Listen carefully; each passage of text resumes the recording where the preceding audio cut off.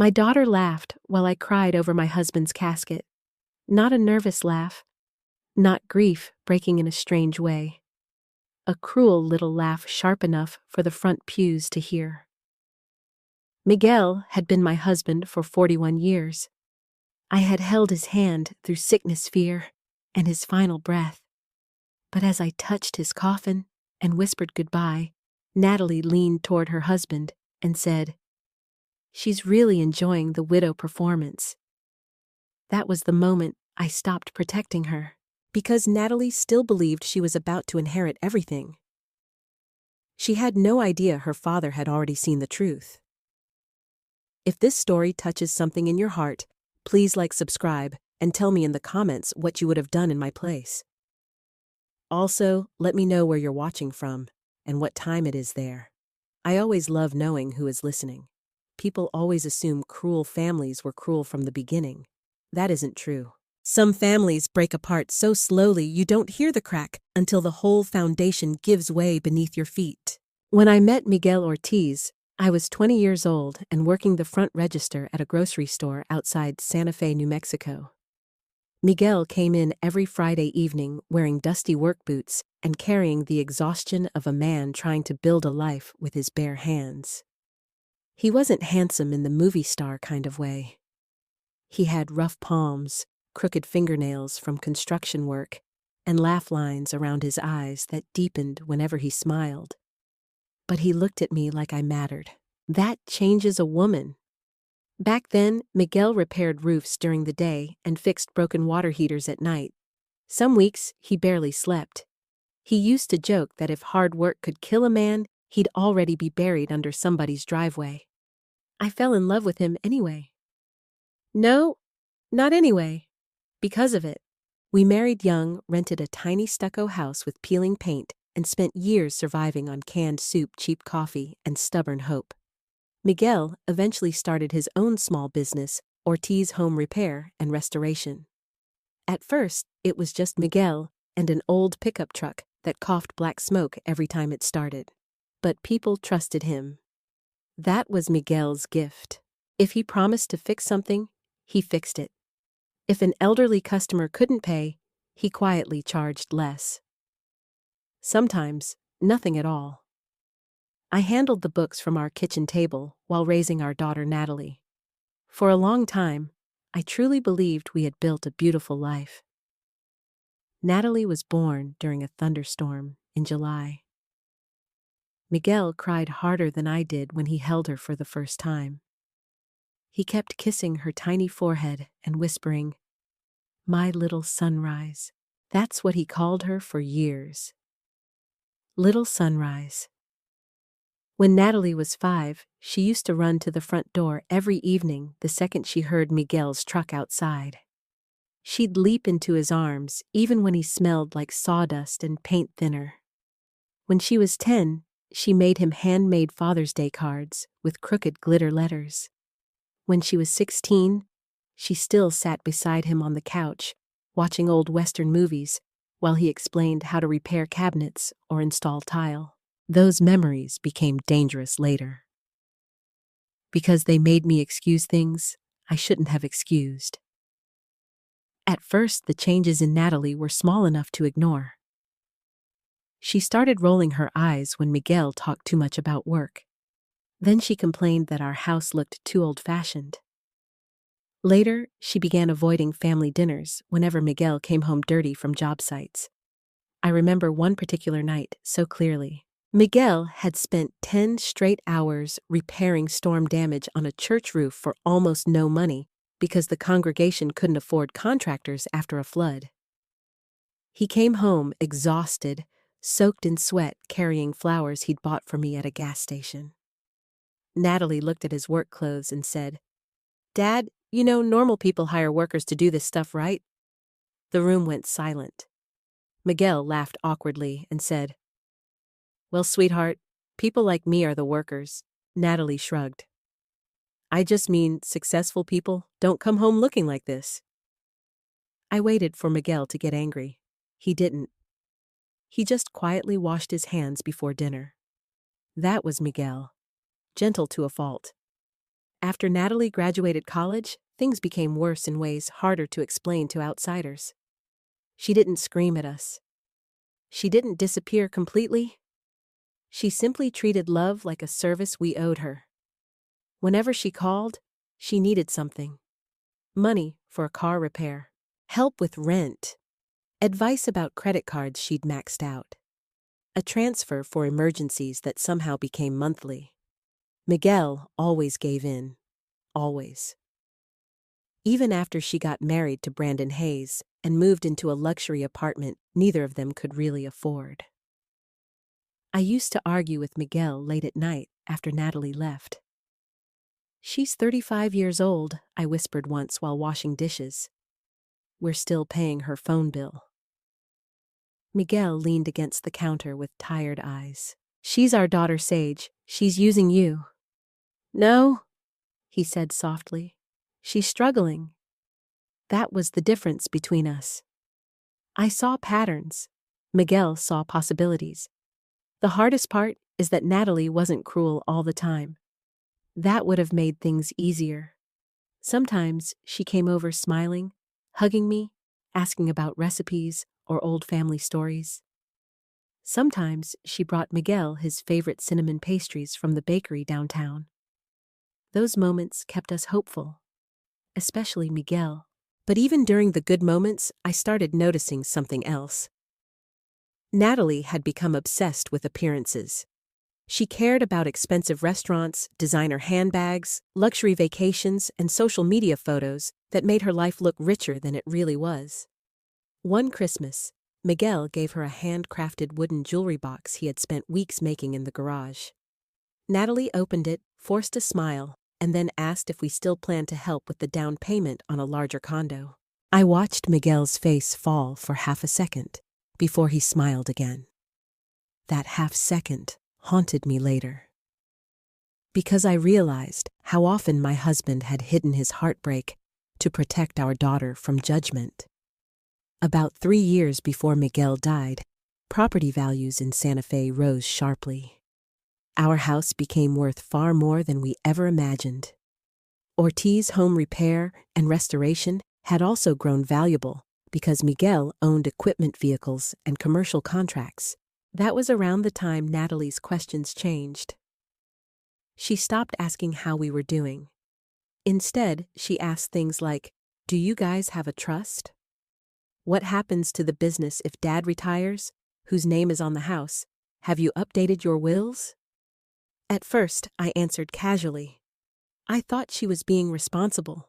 But then, one afternoon, while drinking coffee in our kitchen, Natalie laughed and said, "Honestly, Mom, you and Dad are sitting on a gold mine and still living like it's 1998. Something cold moved through me. I remember staring at her manicured nails wrapped around a coffee mug I had bought at a yard sale 15 years earlier. I suddenly realized Natalie no longer saw this house as a home. She saw it as future money.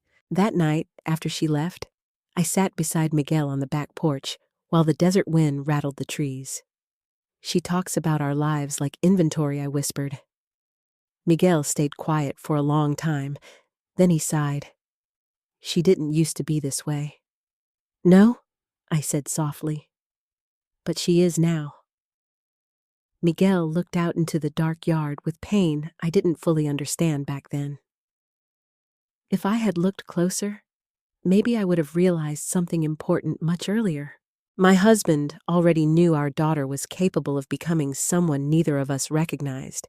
And deep down, I think he was terrified of what that would eventually cost us.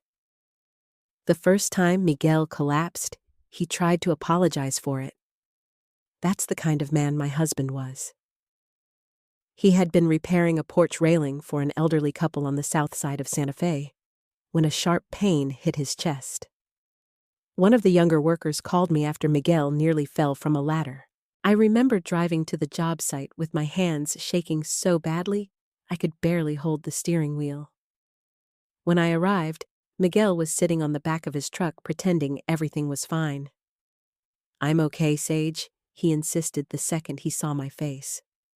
Probably just dehydration. But his skin looked gray. And Miguel Ortiz had never been a weak man. At the hospital, the cardiologist spoke with the calm voice doctors use when they're trying not to scare you too quickly. Severe coronary artery disease. Dangerously high blood pressure. Stress damage accumulated over years. Miguel needed surgery medication and major lifestyle changes immediately. I sat there frozen, while Miguel nodded politely, like the doctor was explaining home repair instructions, instead of telling us our lives had just changed forever. On the drive home, Miguel stared out the passenger window for almost 20 minutes before speaking. I guess my body finally filed a complaint. I laughed because I didn't want to cry. But that night, after Miguel fell asleep beside me, I sat alone in the bathroom and sobbed into a towel so he wouldn't hear me. Fear changes the sound of a house. After Miguel got sick, every creak at night woke me. Every cough sent panic through my chest. I began listening to his breathing while pretending to sleep. I learned his medication schedule better than my own birthday. Morning pills, afternoon pills, night pills, low-sodium meals, blood pressure checks, follow-up appointments. I became nurse, secretary, wife, and emotional shield all at once. And Natalie became irritated. At least that's what it felt like. When I called to tell her Miguel's diagnosis, there was a long silence on the phone. "Oh my God," she finally said flatly. "That's serious, yes," I whispered. "The doctors say we have to be careful now." Another pause. "Then, does he have good insurance coverage?" I closed my eyes. At first, I told myself she was just thinking practically. That's what mothers do when they don't want to see the truth. Over the next few months, Natalie visited exactly 5 times. I counted. Not because I wanted to. Because when someone you love is dying, every absence becomes loud. The first visit lasted 20 minutes. She arrived wearing expensive sunglasses and carrying a phone she barely stopped looking at. Miguel brightened immediately when he saw her. "My little sunrise," he said weakly. Natalie smiled quickly and kissed his cheek. But within minutes, the conversation shifted. "Dad, have you thought about updating paperwork?" she asked while sitting at the kitchen table. Miguel frowned slightly. "What paperwork? You know, accounts, property stuff, in case Mom gets overwhelmed later." I was standing at the stove pretending not to listen. Miguel chuckled softly. "Your mother has handled our finances for 30 years, Natalie shrugged. "I'm just saying these things can get messy." Then she looked at me, especially when emotions get involved. That sentence stayed with me long after she left. The second visit was worse. Miguel had been exhausted all week. He struggled to walk from the bedroom to the living room without resting. Still, he tried to look cheerful when Natalie came over. She brought coffee for herself, but forgot Miguel could no longer drink caffeine. While he sat wrapped in a blanket on the couch, Natalie asked questions that sounded less like concern and more like inventory management. "Who owns the business legally? Did you ever put the house into a trust?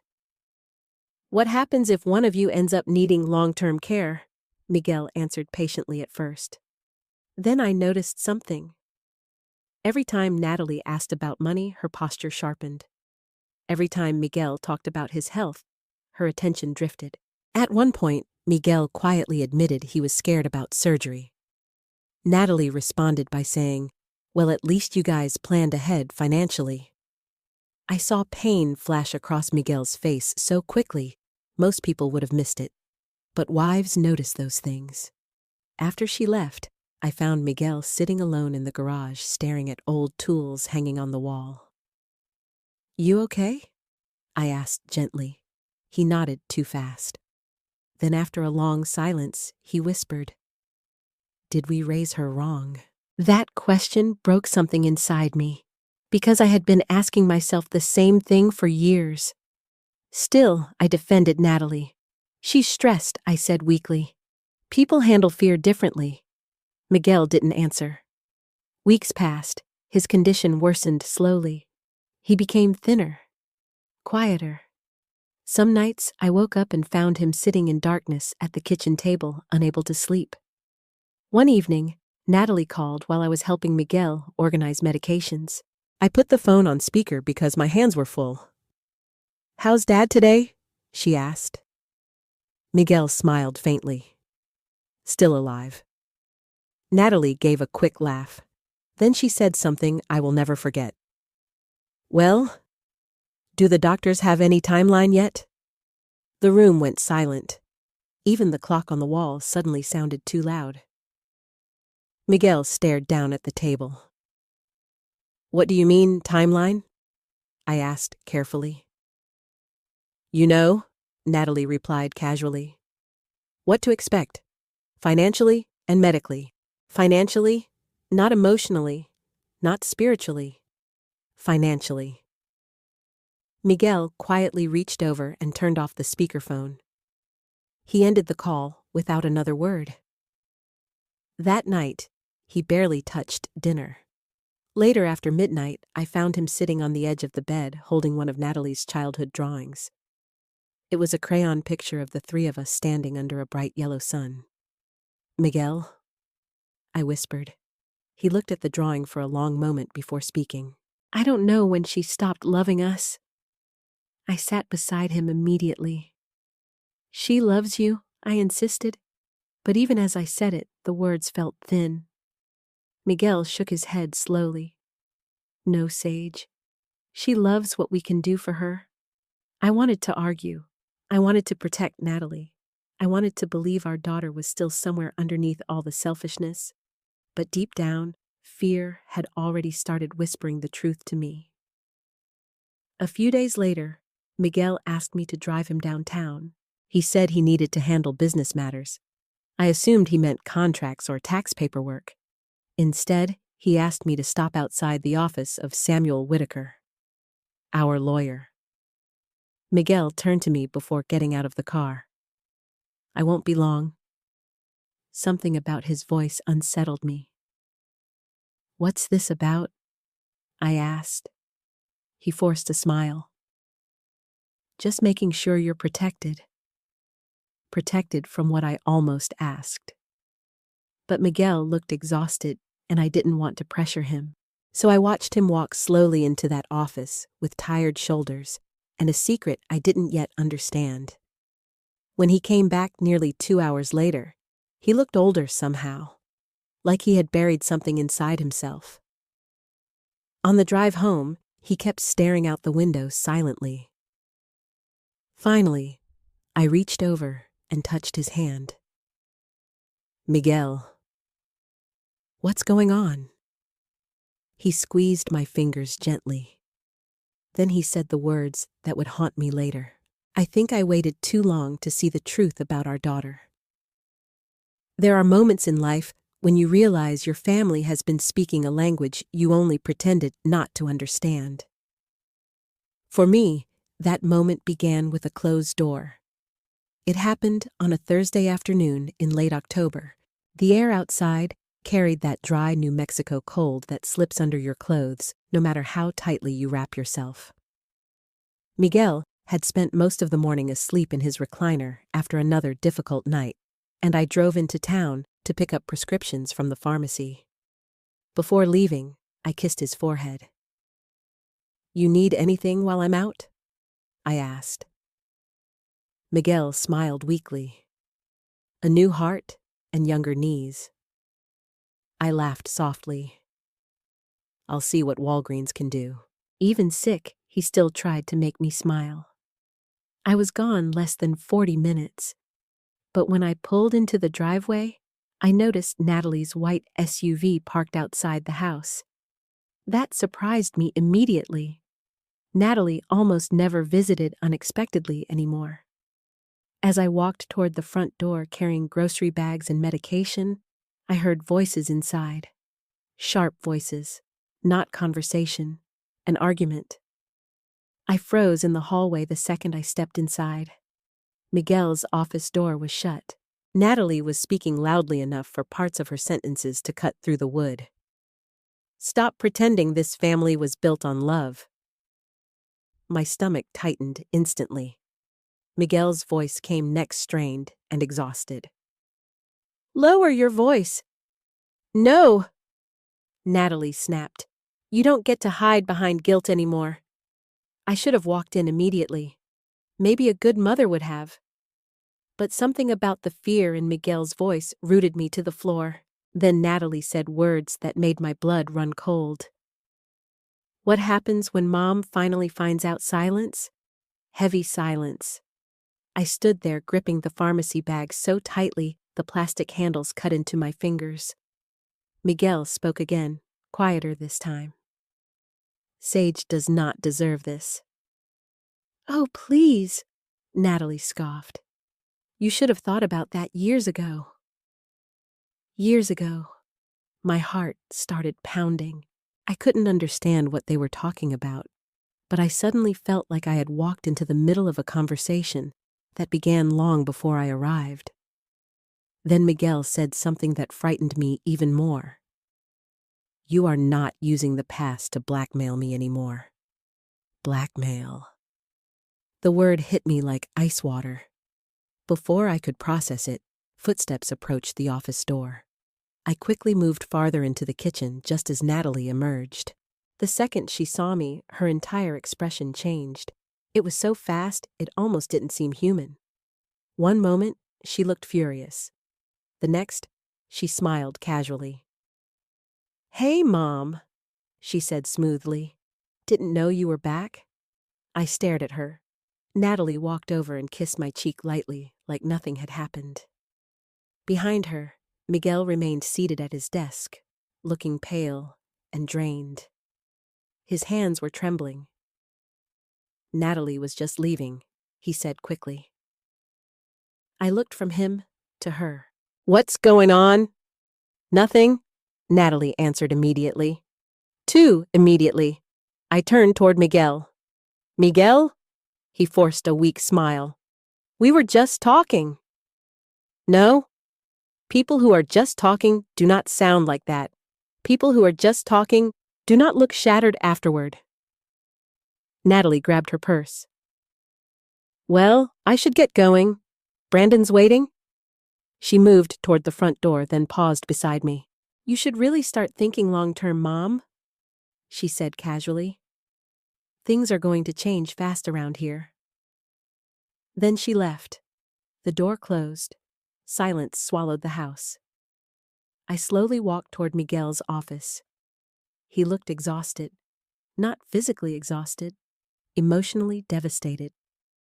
That frightened me more than anything. I sat across from him carefully. What was that about? Miguel rubbed both hands over his face. Nothing you need to worry about. I stared at him in disbelief. Miguel, I just heard our daughter accuse you of hiding something from me. He looked away. It's complicated. Then explain it. He didn't answer. For nearly a minute, the only sound in the room was the ticking clock on the wall. Finally, Miguel whispered something that made me uneasy in a way I can still feel today. Some truths become poison if they're opened too early. I felt anger rise in my chest. Don't do that, I said sharply. Don't talk to me in riddles. Miguel looked up at me with eyes full of guilt, not fear. Guilt. And suddenly I realized something terrifying. Whatever secret existed between Miguel and Natalie, it wasn't new. It had history. I sat back slowly. Does this have something to do with money? Miguel hesitated. That hesitation answered me. Oh my God, I whispered. Natalie is pressuring you, isn't she? He still didn't answer directly. She's scared, he said quietly. Of what? Losing control. That sentence made no sense to me at the time. Now it makes perfect sense. Back then, though, I was too focused on Miguel's health to push harder. That's one of my biggest regrets. When someone you love is dying, You sometimes mistake silence for mercy.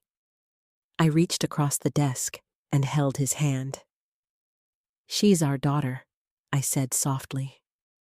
We'll figure this out together. Miguel's eyes filled with tears so quickly it startled me. You always believe the best in people, he whispered. I believed the best in you. He looked down immediately after I said that, and that small reaction should have warned me. But love blinds us in quiet ways. A few days later, Miguel asked me to drive him downtown again. He was too weak to drive himself safely by then. When we pulled up outside Samuel Whitaker's office for the second time that month, I finally asked directly, "Why do you keep meeting with the lawyer?" Miguel sat silently for a moment before answering. "I'm putting things in order. You already have a will. This is different." Something in his tone made my chest tighten. Different how Miguel looked at me carefully, like he was trying to memorize my face. Then he said quietly, "If something happens after I'm gone, I need you protected." Protected from who he didn't answer. Instead, he slowly opened the truck door and stepped outside. Watching him walk into that office felt strange. Not because he looked sick, because he looked heartbroken. Nearly 2 hours passed before he came back out. This time, he carried a large manila envelope sealed tightly with tape. He kept it on his lap the entire drive home. When we parked in the driveway, Miguel turned toward me with unusual seriousness. "Sage," he said softly, "promise me something." I immediately felt afraid. "What?" "If the time comes, you'll finally see Natalie clearly." I frowned. She's still our daughter. Miguel closed his eyes briefly. Then he handed me the envelope. "Do not open this unless I'm gone." A chill moved through my body. "Miguel, and only open it," he continued, "if Natalie shows you who she really is." My hands shook as I took the envelope. What's inside his jaw tightened. Everything I should have dealt with years ago. I stared at him in confusion and fear, but Miguel leaned back against the seat, suddenly looking older than I had ever seen him. Then he whispered words I didn't fully understand until after the funeral. "I'm trying to save you from becoming collateral damage in our daughter's war against disappointment." After the envelope appeared, something inside Miguel changed. Not all at once, not dramatically, but quietly. Like a man preparing himself to leave a room he knew he would never enter again. His health declined quickly after that October afternoon. The doctors adjusted medications, changed treatment plans, discussed procedures, and spoke carefully about quality of life, which is a phrase doctors use when they're trying not to say the word dying too soon. By November, Miguel struggled to walk across the living room without stopping to catch his breath. The strongest man I had ever known became fragile right in front of me. And there is no pain quite like watching someone you love slowly disappear while still sitting beside you. I moved a small chair into our bedroom because I was afraid to sleep too deeply. Some nights Miguel woke gasping from chest pain or nightmares. Other nights, he simply stared at the ceiling in silence. One night, around 2 a.m, I woke and found his side of the bed empty. Panic shot through me instantly. I hurried into the kitchen and found Miguel sitting alone at the table, wearing an old gray sweatshirt, one hand wrapped around a mug of cold tea. Moonlight spilled across the room. For a moment, he looked like a stranger. Not because he had changed, because illness had peeled away every layer except truth. Miguel whispered. He looked up slowly. "Sorry, didn't mean to wake you." I sat beside him immediately. "You're hurting again?" He shrugged faintly. "Little bit." I reached for his hand. His skin felt colder than usual. For a while we sat in silence listening to the hum of the refrigerator. Then suddenly, Miguel said something unexpected. I'm sorry, Sage. I frowned. For what? His eyes stayed fixed on the table. For letting you carry too much. I squeezed his hand harder. We carried life together. No, he said softly. You carried us. Tears burned my eyes immediately. Miguel had never been a dramatic man. He didn't speak emotionally very often. So when he did, every word mattered. You gave Natalie everything, he continued quietly. And I kept asking you to give more. She's our daughter. Miguel let out a painful breath. That doesn't mean she gets to consume you. The sentence unsettled me, because over the previous months I had begun noticing something difficult to ignore. Miguel no longer defended Natalie the way he used to. Before, he always explained her behavior away. She's stressed. She doesn't mean it. She'll come around.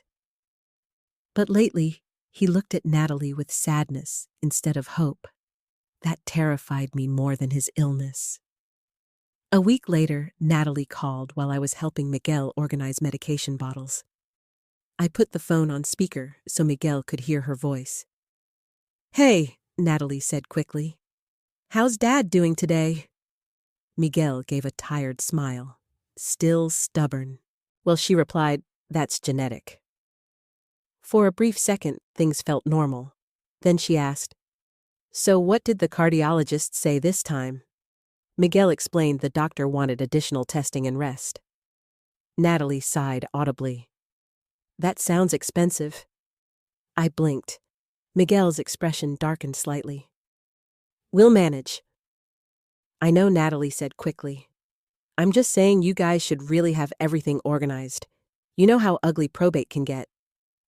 Probate, again, always circling back to money, to documents, to ownership. Never to fear, never to grief, never to losing her father. Miguel quietly removed his glasses and rubbed his eyes. Natalie, he said gently, I'm still alive? There was an awkward silence. Then Natalie laughed softly.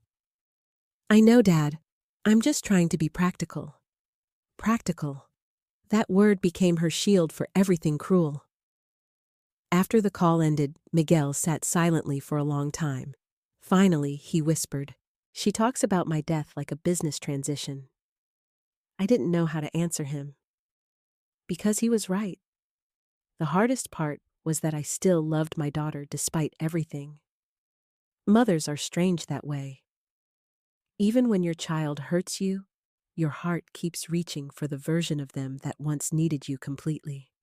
I still remembered Natalie at 8 years old, running into our room during thunderstorms because she was afraid of lightning. I still remembered braiding her hair before school, helping her sew costumes for school plays, holding her after her first heartbreak.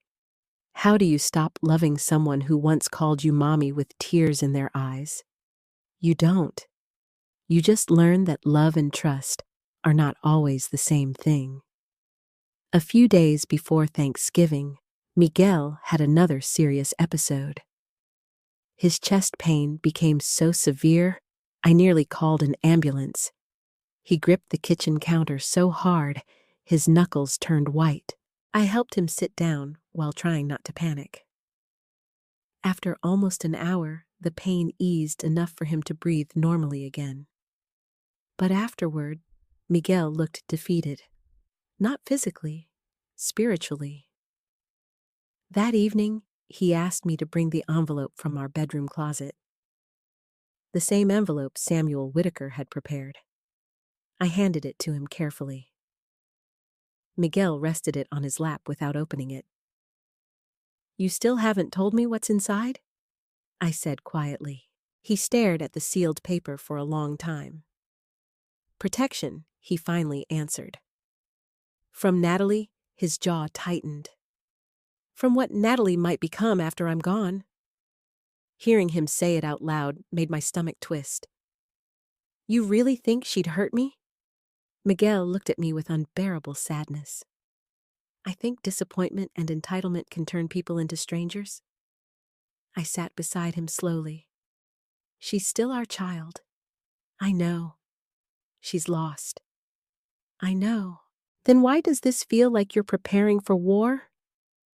Miguel closed his eyes. Because I ignored too many warning signs. The room fell silent.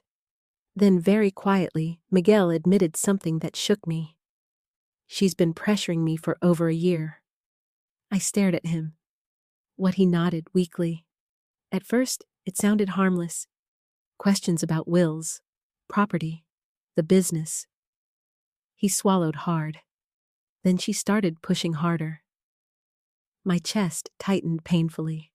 How hard Miguel hesitated. She wanted the house transferred early.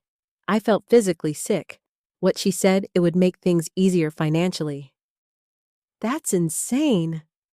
Miguel gave a humorless laugh. She also wanted power of attorney. I stood up so quickly my chair scraped the floor. She what? Miguel raised a calming hand. I said no. Oh my God. His eyes filled with shame. I should have told you sooner. Yes, you should have. I rarely spoke sharply to Miguel, but in that moment, I wasn't angry at him. I was terrified. How long has this been happening? A while, and you hid it from me. I thought I could manage it. I turned away, trying to process everything. Suddenly, dozens of strange conversations from the past 2 years began rearranging themselves into something uglier. The questions, the pressure, the obsession with paperwork, the constant talk about planning ahead. It wasn't concern, it was anticipation. Miguel slowly stood and walked toward me with visible effort. Sage. I looked at him. His eyes were wet. When I'm gone, Natalie is going to push harder. I immediately shook my head. No, she will. No, she wouldn't. She already has. He interrupted softly. The truth of that hit me harder than I expected. Miguel reached for both my hands. Promise me something. Fear spread through my chest again. What? When the time comes? His voice cracked slightly. Do not protect her from consequences just because she's our daughter. Tears spilled down my face instantly. Miguel. She needs boundaries, Sage, not rescue. I couldn't speak, because deep down I knew he was right. And somehow, that hurt almost as much as losing him. Before bed that night, Miguel whispered something into the darkness beside me. A sentence I replayed in my head for weeks afterward. Love without limits eventually becomes permission. Miguel died on a Monday morning just before sunrise. Santa Fe was wrapped in cold gray clouds, and the wind outside sounded like something grieving with me. I remember every detail of that morning with painful clarity. The ticking clock beside our bed. The smell of the lavender lotion I had rubbed onto Miguel's hands the night before. The sound of his breathing becoming slower, then uneven, then frighteningly quiet. I was sitting beside him holding his hand when he opened his eyes one final time. He looked tired, not scared, not angry, just tired. Sage, he whispered. I leaned closer immediately. I'm here. His fingers tightened weakly around mine. I'm sorry. No, I cried softly. Don't apologize. Please don't apologize. His eyes filled with tears. Then he looked toward the window where the first pale light of morning was beginning to appear. And just like that, he was gone. After 41 years together, the world became silent in a way I cannot properly describe. People talk about heartbreak like it's emotional. Sometimes it's physical. My chest actually hurt. My knees gave out beside the bed. I remember screaming his name once before the sound collapsed into sobbing. Everything after that felt unreal. Phone calls, paperwork, funeral arrangements, neighbors bringing food I couldn't taste. Rosa Alvarez arriving within an hour and holding me while I cried so hard, I shook. I moved through those days like someone underwater. Natalie came over the evening Miguel died. For one brief moment, when she stepped through the front door, I hoped losing her father might finally break through whatever wall had grown inside her. Instead, she hugged me stiffly and immediately asked, "Did Dad leave instructions for everything?" I stared at her through swollen eyes. "What?" "The funeral. Financial accounts, business assets, stuff like that, stuff like that. My husband had been dead less than 12 hours. I felt something inside me begin to harden. Not fully, just enough to survive. "The lawyer has everything," I answered quietly. Natalie nodded. "Good. That'll make things easier." Easier. Nothing about those days was easy. Miguel's funeral was held 3 days later at a small church on the edge of Santa Fe. The same church Miguel had repaired for almost no money after a storm damaged the roof years earlier. I hadn't realized how many lives my husband had touched until that morning.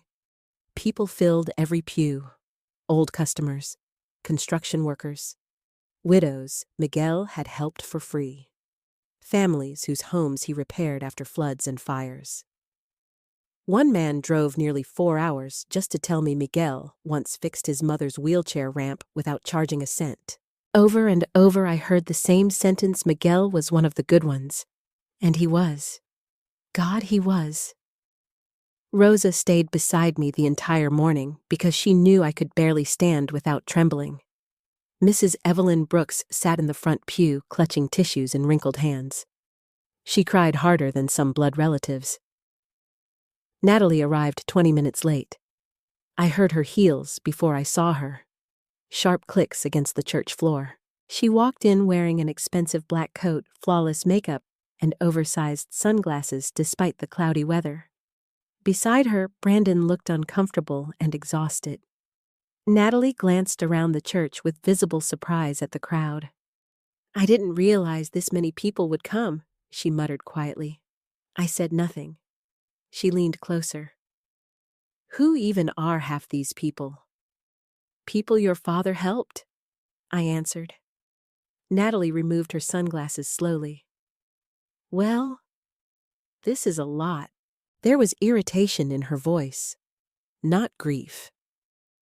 I noticed several people staring at her because she hadn't shed a single tear. But I still tried to protect her in my mind. People grieve differently, I told myself. Maybe she's in shock. Maybe she can't process it yet. Mothers lie to themselves professionally. The service began. The pastor spoke beautifully about Miguel's kindness, his work ethic, and his generosity.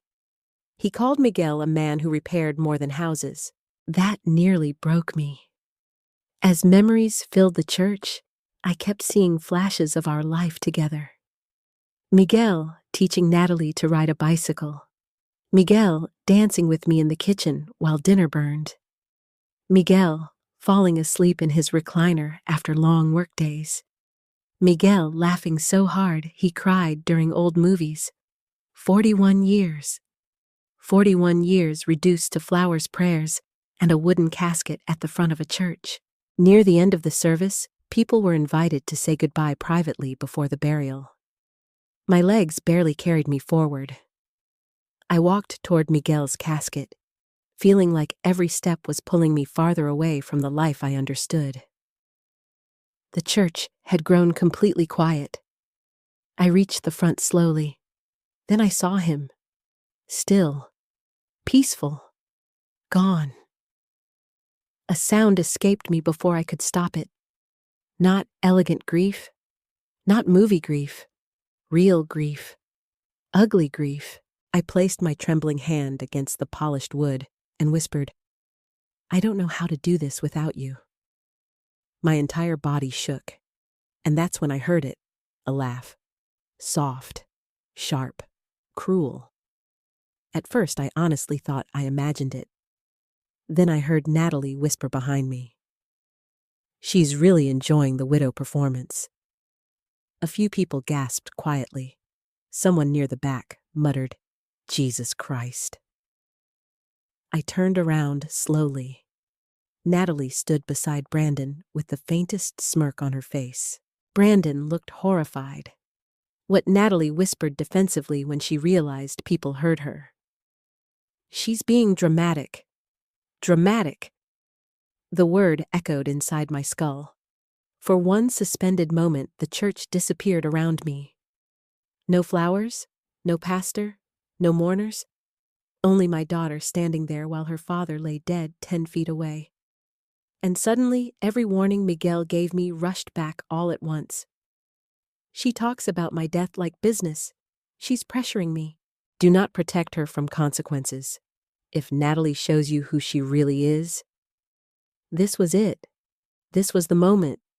Not private cruelty, not hidden manipulation, public coldness, public disrespect, public contempt.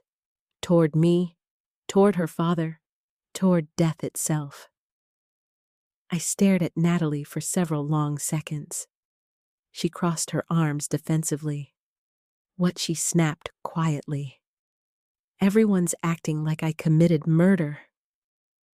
I should have screamed. Part of me wanted to. But something unexpected happened instead. Calm. A terrible calm. I wiped my tears slowly and looked directly into her eyes. Then I said the words that changed everything. "Your father was right about you." Natalie's expression flickered for the first time. Only for a second. Confusion. Then annoyance. What's that supposed to mean? I didn't answer.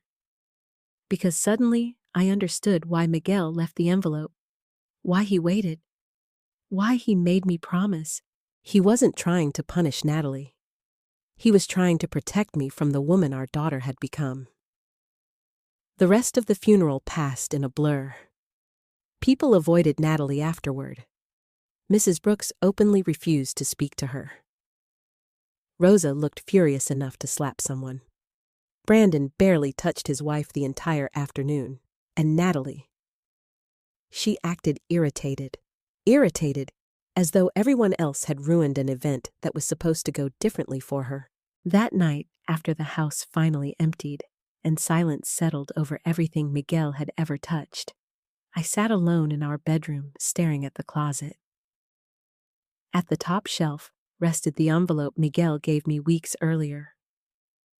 My hands trembled as I reached for it, because deep down, I already knew whatever was inside would destroy the last illusion I still had about my daughter.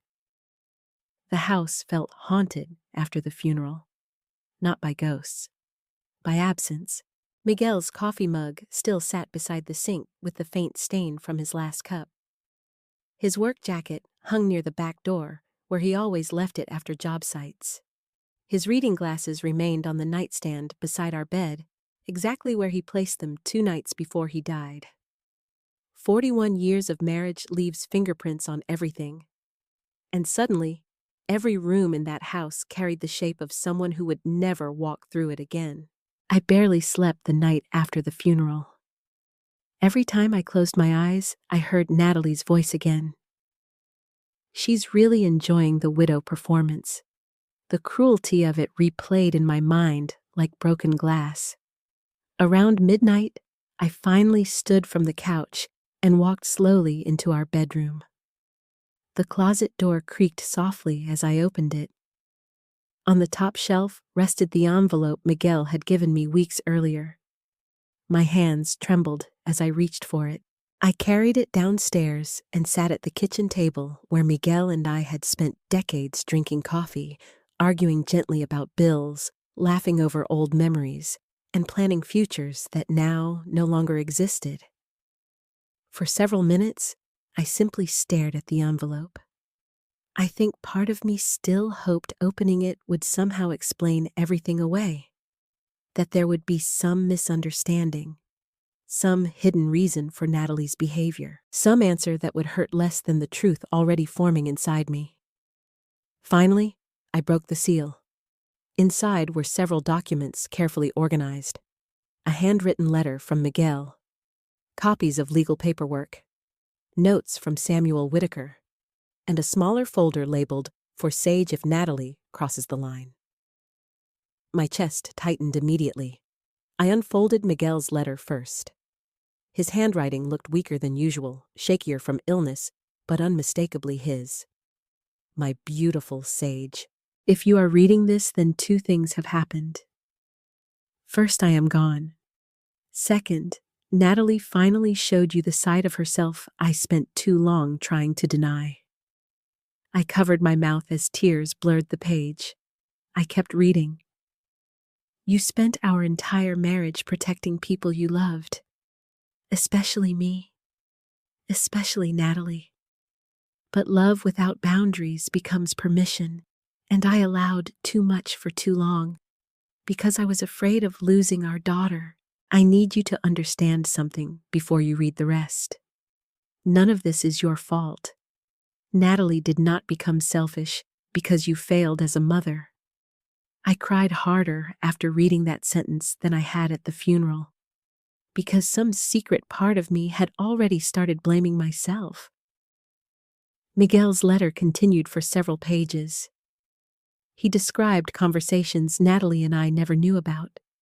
Private meetings, phone calls, pressure that had grown worse during the last 2 years of his illness.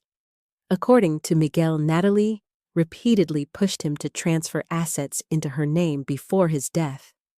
The house, business accounts, investment funds, even power of attorney.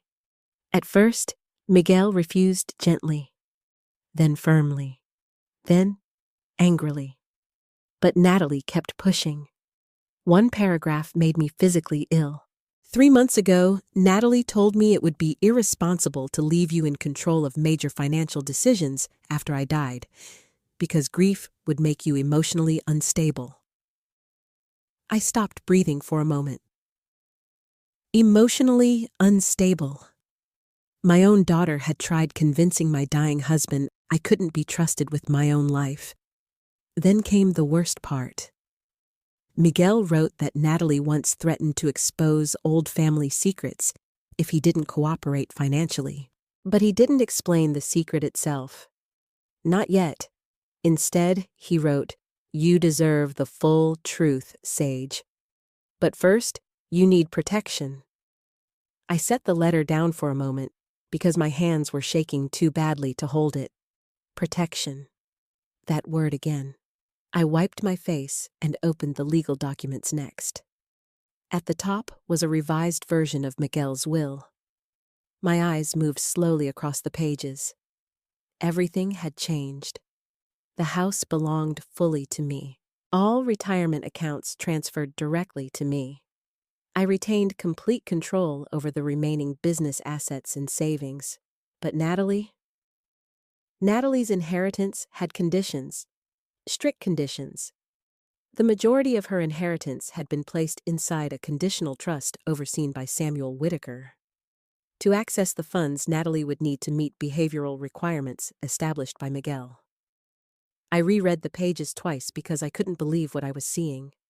Conditions included: no attempts to pressure or manipulate Sage Ortiz into selling her residence. No public or private defamation against Sage Ortiz. No hostile legal action against Sage Ortiz regarding the estate. Participation in financial counseling and family therapy. Demonstrated respectful conduct following Miguel Ortiz's death. If any conditions were violated, my stomach dropped. I, Sage Ortiz, had the legal authority to activate a forfeiture clause, meaning Natalie could lose nearly all remaining inheritance rights. The money would instead transfer into 2 charitable programs Miguel established, the Miguel Ortiz Memorial Trade Scholarship, and a financial assistance foundation for elderly widows facing housing insecurity. I stared at the papers in complete shock. Miguel hadn't disinherited Natalie completely. He had given her one final opportunity to prove she still possessed decency. But he had also given me power. Real power. For the first time in my entire life, Miguel had stopped asking me to protect Natalie. Instead, he was asking me to protect myself. A quiet knock at the front door startled me. I quickly wiped my eyes before opening it. Rosa stood outside, holding a casserole dish. The second she saw my face, her expression softened. "Oh, honey." She stepped inside immediately. I hadn't realized how badly I needed another human being until that moment. Rosa sat with me at the kitchen table while I explained everything through tears. She listened silently while reading parts of Miguel's letter. When she finished, she leaned back slowly. He knew she whispered, "Yes. How long, I don't know." Rosa shook her head sadly. I heard Natalie at the funeral sage. My chest tightened again. "I know." "No," Rosa said firmly. "I need you to understand something. What she did was not normal grief. That was cruelty." I stared down at the paperwork. "She's still my daughter." Rosa's voice softened. "And you're still her mother?" "But mothers are not required to volunteer for destruction." Her words settled heavily inside me. I opened the smaller folder next. Inside were printed emails, bank transfer requests, notes from Samuel Whitaker documenting meetings with Miguel, and handwritten records Miguel kept after arguments with Natalie. One note read, "Natalie said she sacrificed years waiting for her future, while we continued spending money like it belonged to us." I felt sick. Another note, she asked again when I planned to move the house into her name. And then, finally, the sentence that shattered whatever denial remained inside me. Natalie said if I truly loved her, I would stop forcing her to wait for what will eventually be hers anyway. Wait for what would eventually be hers. My husband wasn't wrong. Our daughter had already begun treating his death like an overdue transaction. I covered my face and cried quietly. Not just because Miguel was gone, because I suddenly realized he must have carried this heartbreak alone while trying to protect me from it. Rosa reached across the table and squeezed my hand. "What are you going to do?" I looked down at the final page of the trust documents, at the line containing my authority, my decision, my responsibility. And for the first time since Miguel died, I understood why Natalie's laughter at the funeral mattered so much. It wasn't one cruel moment, it was proof. Proof that Miguel had seen our daughter clearly long before I was ready to. 4 days after the funeral, Natalie came to my house carrying a leather handbag that probably cost more than Miguel spent on himself in an entire year. Brandon followed behind her, looking tense and exhausted. I opened the front door before they knocked, because I had already seen Natalie's SUV pull into the driveway through the living room curtains. For one brief second, I almost hoped she had come to apologize. That hope disappeared the moment she spoke. So she said briskly while walking inside, "When are we meeting with the lawyer? Not how are you holding up. Not I miss Dad. Not even I'm sorry for what happened at the funeral. Just business." I stepped aside silently and let them enter. The house still smelled faintly of the lilies from Miguel's funeral arrangements. Sympathy cards covered half the dining room table. His boots still sat near the back door where no one had touched them. Natalie glanced around the living room with quick, assessing eyes. I noticed it immediately. She wasn't looking at memories. She was evaluating assets. Brandon lingered awkwardly near the doorway while Natalie sat on the couch and crossed her legs. "You should probably start thinking long-term," she said casually. "This house is way too much for one person." The words hit me harder than I expected. Miguel had been dead less than a week. I sat slowly in Miguel's recliner across from her. "I'm not discussing the house today." Natalie sighed dramatically. "Mom, I'm trying to help you be realistic." Realistic. Another one of her favorite words. Brandon finally spoke quietly. "Maybe we shouldn't rush this conversation." Natalie shot him an irritated glance. "I'm not rushing anything. Somebody has to think practically. There it was again. Practical, as if cruelty became acceptable when wrapped in business language. She leaned forward slightly. Honestly, selling this place would solve a lot of problems for everyone. Everyone. Interesting choice of words. What problems? I asked calmly. Natalie hesitated for half a second before answering. Well, upkeep for starters, property taxes, maintenance. It's not like you can manage all this alone forever. I looked around the room slowly. Every wall in that house held part of my marriage. Miguel installed those hardwood floors himself. We painted the kitchen together after Natalie left for college. The marks near the pantry door still measured her childhood height year by year. And my daughter was already discussing liquidation. Brandon shifted uncomfortably. Natalie? No, seriously, she continued. You could get a nice condo closer to downtown. Smaller space, easier life. Then we divide things fairly and everyone moves forward. Everyone moves forward. I stared at her quietly. What exactly are we dividing? Natalie blinked. The estate. Such a cold word. Estate. Not your father's life. Not our family. Not 41 years of sacrifice. An estate. I folded my hands carefully to keep them from shaking. The funeral flowers are still alive, Natalie. She frowned slightly, like I was being unreasonable. I know that, Mom, but delaying legal stuff just makes things messier later. Brandon rubbed the back of his neck. We don't need to talk about this today. Natalie ignored him. What did Samuel Whitaker say about the trust that caught my attention immediately? I looked at her sharply. What trust? For the first time, Natalie looked slightly cautious. Well, Dad mentioned he was reorganizing things. Interesting. Miguel had told her enough to make her curious, but not enough to make her comfortable. I leaned back slowly. You seem very concerned about paperwork. Natalie gave a quick laugh. I'm concerned because somebody has to be. Then she glanced around the room again. You know this neighborhood alone is worth a fortune now. There it was. Not grief, value. Miguel was right. She no longer saw this house as home, only equity.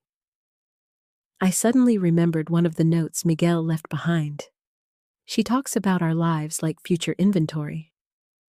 A painful silence settled across the room. Finally, Brandon spoke softly. Natalie, maybe your mom needs more time? Natalie exhaled impatiently. How much time Dad already handled most things before he passed? I looked at her carefully. How much did your father tell you? Her eyes narrowed slightly. What's that supposed to mean? It means you seem very confident about things. Natalie crossed her arms. Well, I'm his only daughter. The sentence landed exactly the way she intended, as if being his child automatically entitled her to everything he built. I thought about Miguel climbing roofs in 100-degree heat. Miguel working weekends while Natalie attended private schools.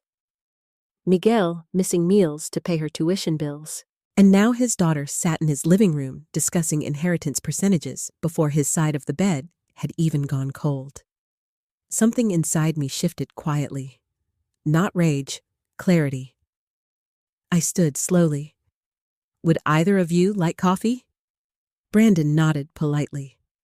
Natalie checked her phone. Sure.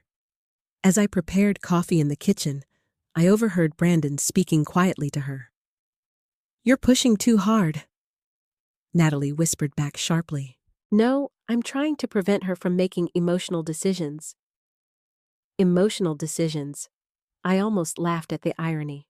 My husband had just died, and somehow my grief was being treated like a management problem. I carried the coffee into the living room carefully.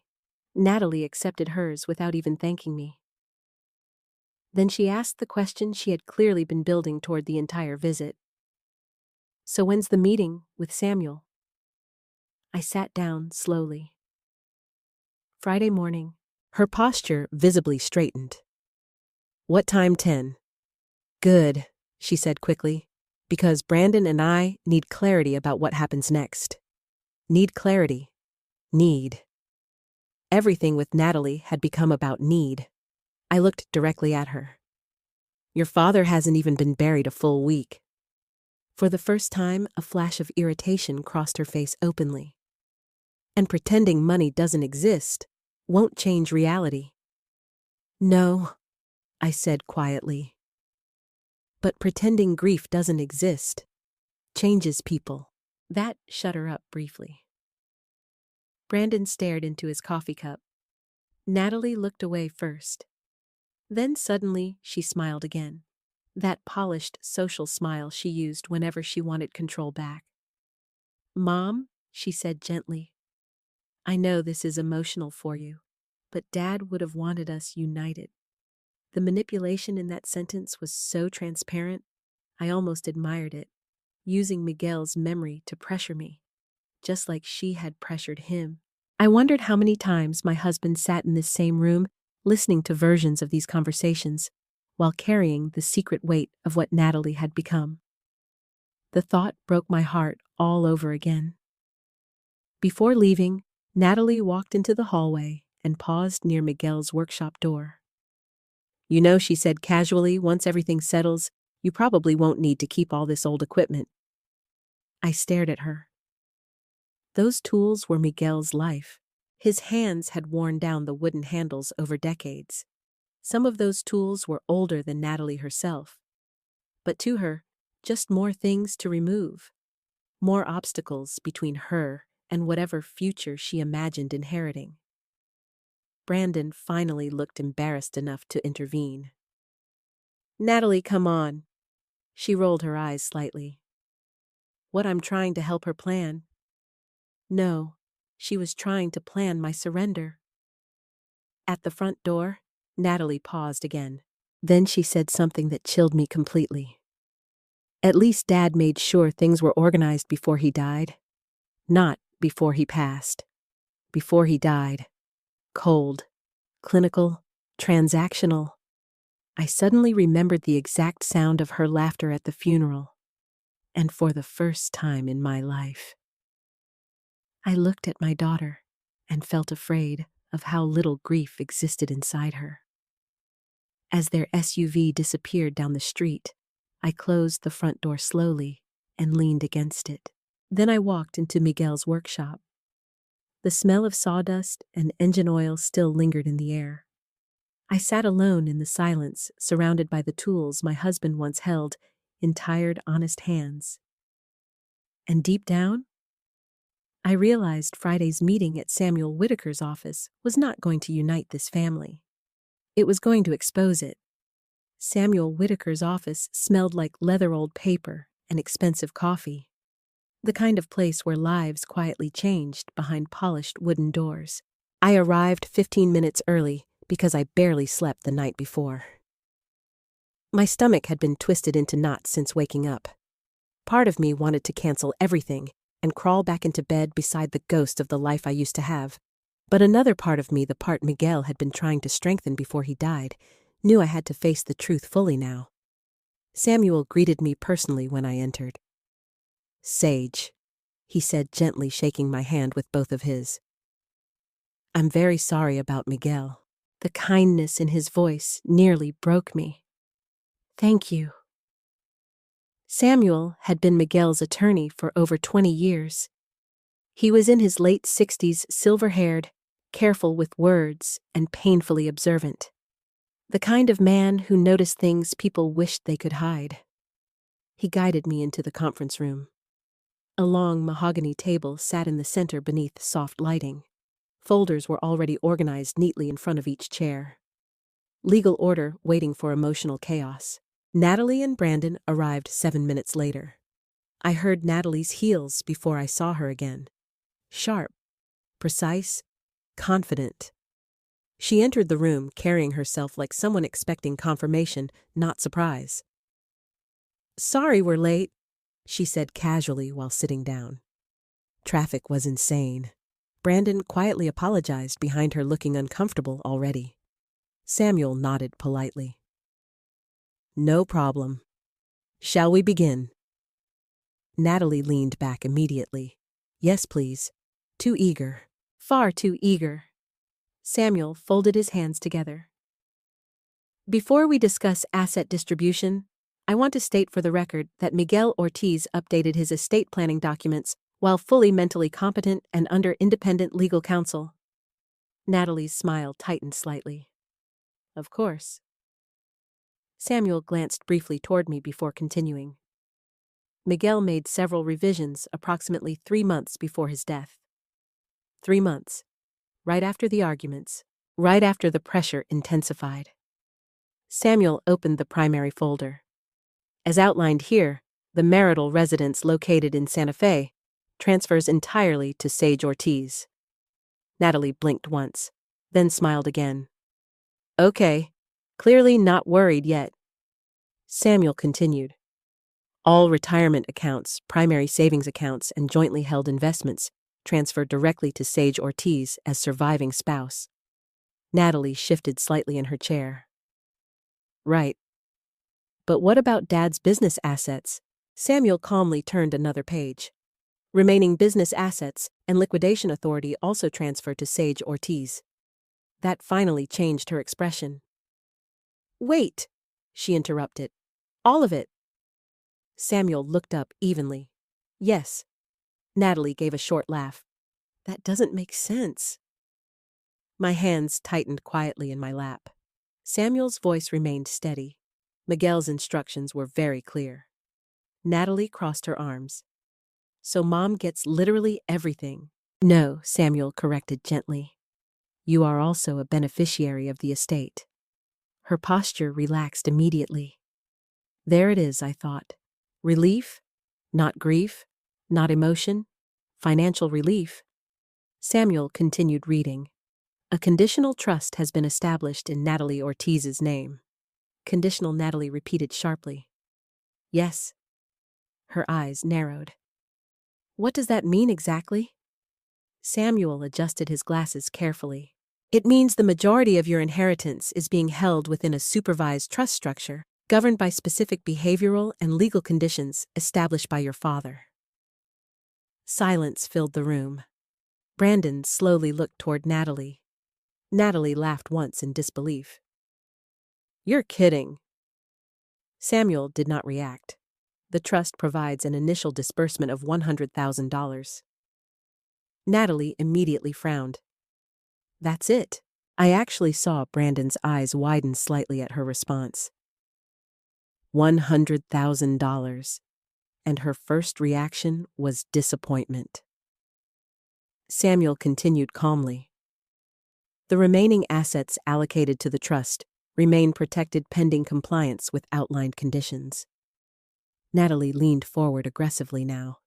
What conditions? Samuel opened another document. Condition 1. No coercion, harassment, or financial pressure directed towards Sage Ortiz regarding sale or transfer of the family residence. Natalie scoffed immediately. Oh my God. Condition 2. No defamatory public or private statements against Sage Ortiz regarding the estate. Her jaw tightened. Condition 3. No hostile litigation against Sage Ortiz, contesting estate distribution without material evidence of legal misconduct. Natalie looked stunned now. Samuel continued. Condition 4. Participation in financial counseling and therapeutic mediation if requested by the trust administrator. This is insane, Natalie snapped. Samuel remained perfectly calm. These were your father's instructions. No, she shot back immediately. These were my mother's instructions. The room went still. I looked at her quietly. Samuel folded his hands. Your mother did not draft these terms. Natalie turned toward me sharply. What did you tell him? Nothing. Don't lie to me. Brandon finally spoke. Natalie? No, she snapped without looking at him. This is ridiculous. Samuel slid several signed documents across the table. These revisions were completed independently and witnessed legally. Your father specifically requested extensive competency verification. Natalie barely glanced at the papers. This doesn't sound like him. My chest tightened painfully. Actually, it sounded exactly like the man who spent years trying to protect everyone before finally realizing someone needed protection from his own daughter. Samuel continued carefully. There is one additional provision you should understand clearly. Natalie stared at him angrily. What now? If trust conditions are materially violated, Sage Ortiz retains legal authority to activate a forfeiture clause. Silence. Even the air in the room felt heavier. Natalie blinked slowly. Oh, what a forfeiture clause? Brandon frowned. What does that mean? Samuel answered plainly. It means if conditions are violated severely enough, the remaining trust assets may be redirected according to Miguel's secondary instructions. Natalie stared at him in disbelief. You mean she can take my inheritance away? Samuel corrected her immediately. No, your father established the conditions. Sage only holds enforcement authority. Natalie laughed bitterly. This is unbelievable. Then she turned toward me fully. You manipulated him. The accusation landed exactly the way Miguel predicted it would. I felt strangely calm, not because it didn't hurt, because I already knew this moment was coming. Samuel spoke before I could respond. There is absolutely no evidence supporting that accusation. Oh, please, Natalie snapped. My father would never punish me like this on his own. Punish? Interesting word. Samuel's expression hardened slightly for the first time. Your father described these measures as protection, not punishment. Natalie stood abruptly from her chair. This is elder abuse. Brandon looked alarmed. Natalie, stop. No, this is insane. My father was sick, emotional, vulnerable. Samuel interrupted quietly. Your father anticipated that claim as well. The room went silent again. Natalie froze. Samuel opened a final folder slowly. There is an audio statement recorded voluntarily by Miguel Ortiz under legal supervision. Natalie's face changed instantly. Fear, real fear, not grief. Fear. Samuel continued. The recording was only to be played if accusations of manipulation, coercion, or fraud were made against Sage Ortiz. Nobody moved. I suddenly remembered Miguel sitting at our kitchen table, whispering, "She's going to push harder after I'm gone." He knew. He knew every step she would take. Natalie swallowed hard. This is absurd. But her voice sounded weaker now. Samuel looked directly at her. Would you like me to proceed with the recording? Natalie said nothing. Brandon slowly stared at his wife with growing confusion. And for the first time since Miguel died, I saw uncertainty enter Natalie's eyes. Because somewhere deep down, she realized something terrifying. Her father had documented the truth before he died. Samuel Whitaker pressed a button on the small recorder sitting near the center of the conference table. For a second, nothing happened, except soft static. Then I heard Miguel's voice. Weak, tired, but unmistakably Miguel. Today is March 11th, the recording began. My name is Miguel Ortiz, and I am making this statement voluntarily and with full mental competence.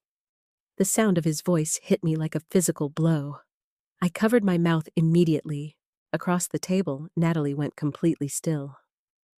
Brandon stared at the recorder with wide eyes. Miguel continued. If this recording is being played, it means accusations have likely been made against my wife Sage Ortiz regarding manipulation of my estate decisions. A pause. Then a soft exhale. I want the record to show clearly that my wife has never pressured me financially. Not once. These decisions are mine. Natalie shifted uncomfortably in her chair. Miguel's voice grew heavier. I love my daughter. I always will. But loving someone does not mean ignoring what they become. The room felt frozen. I could hear my own heartbeat. Then Miguel began saying the things he never managed to say aloud while alive. For the past several years, Natalie has repeatedly pressured me regarding property transfers, inheritance access, and financial control. Natalie suddenly spoke. This is ridiculous. Samuel calmly raised a hand. Please let the recording finish. Miguel continued. At first I convinced myself she was scared about the future. Then I convinced myself she was stressed financially. Then I convinced myself I still recognized the little girl I raised. His voice cracked slightly. But eventually, I had to admit something painful. Silence. I no longer trusted my daughter's intentions. Brandon slowly turned toward Natalie. She refused to look at him. Miguel continued. Natalie asked multiple times for the house to be transferred before my death. She also requested power of attorney authority over my financial accounts. Brandon frowned deeply. Natalie immediately shook her head. That's not what happened. But Miguel's voice kept going. When I refused, Natalie became increasingly aggressive. She implied Sage would mishandle money emotionally after I died. She suggested my wife was too unstable to manage important decisions alone. I felt tears sliding down my face again, because I remembered reading those same accusations in Miguel's letter. He wasn't exaggerating. He had documented everything. Miguel continued carefully. I need people to understand something important. Sage spent her entire life supporting this family. She protected me when I didn't deserve it sometimes. She protected Natalie even longer than she should have. Natalie crossed her arms defensively. This is emotional manipulation, but her voice sounded smaller now, less certain. Then came the sentence that changed the room completely. Several months ago, Natalie told me directly that she was tired of waiting for her future. Samuel lowered his eyes slightly. Miguel continued. She said she sacrificed years expecting eventual financial security from this family, and that I was making things harder by refusing to prepare properly for my death. Brandon stared openly now. Natalie! She immediately snapped. He's twisting things. But her face had lost color.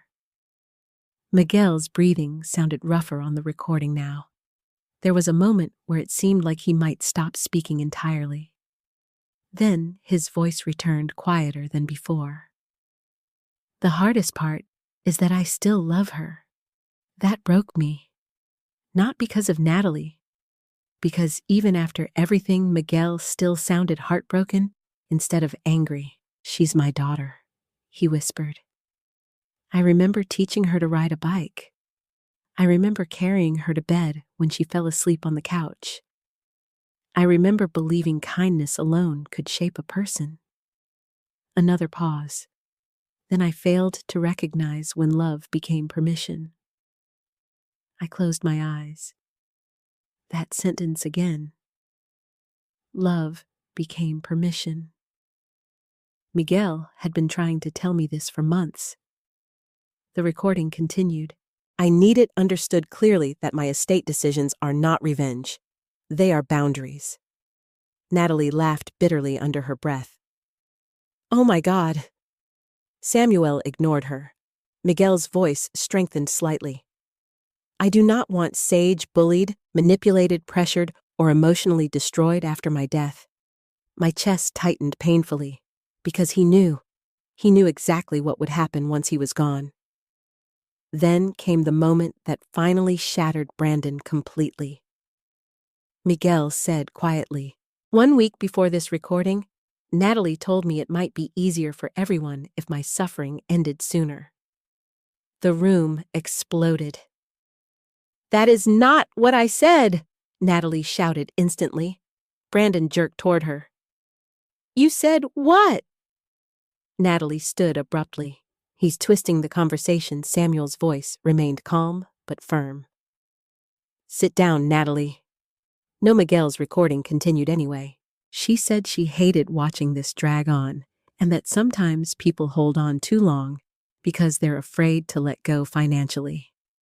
I felt physically sick hearing it aloud, because suddenly every uncomfortable phone call, every strange question, every impatient comment, all of it connected. Brandon looked horrified. You told your dying father that. Natalie's voice rose immediately. You don't understand the context. What context makes that okay? Brandon asked. Natalie looked panicked now. Finally panicked. Not because her father died, because the truth was alive in the room. Miguel's voice returned one last time. If Natalie hears this someday, I want her to know something. The room fell silent again. I don't hate you. Natalie froze. I hate what entitlement has done to your heart. Tears streamed down my face. Even now, even after everything. Miguel still chose compassion. I am leaving conditions not because I want to hurt you, but because boundaries are the last act of love I have left. Brandon slowly sat back down, staring at the table. Miguel continued, If you truly love your mother, you will stop fighting her. You will stop measuring grief in dollars. You will let her live the rest of her life in peace. Then came the final sentence. And I don't think anyone in that room breathed while hearing it. But if you continue choosing cruelty after I'm gone, then you will prove I made the right decision. The recording ended. Silence swallowed the room. Nobody moved. Nobody spoke. Natalie stared at the dark recorder like it had betrayed her personally. Finally, she whispered, He was sick. Samuel folded his hands calmly. He was coherent. He was emotional. He was honest. Natalie turned toward me sharply then. You did this. I looked at her for a long moment. No, I answered quietly. Your father finally stopped lying to himself. Her face twisted with anger instantly. You're enjoying this. The accusation stunned even Brandon. Jesus, Natalie, he muttered. She ignored him completely. All these years you acted weak and helpless, and now suddenly you control everything. Something inside me hardened permanently in that moment. Not because of the money, because my daughter still believed this was about winning. I leaned forward slowly. Your father died terrified that you would destroy me after he was gone. For the first time, Natalie looked shaken. Real emotion flickered there. Briefly, then pride buried it again. He overreacted. Samuel calmly slid another document toward her. Your trust remains active for now, he said. But I strongly advise you to read the behavioral conditions carefully before making further accusations. Natalie stared at the papers without touching them.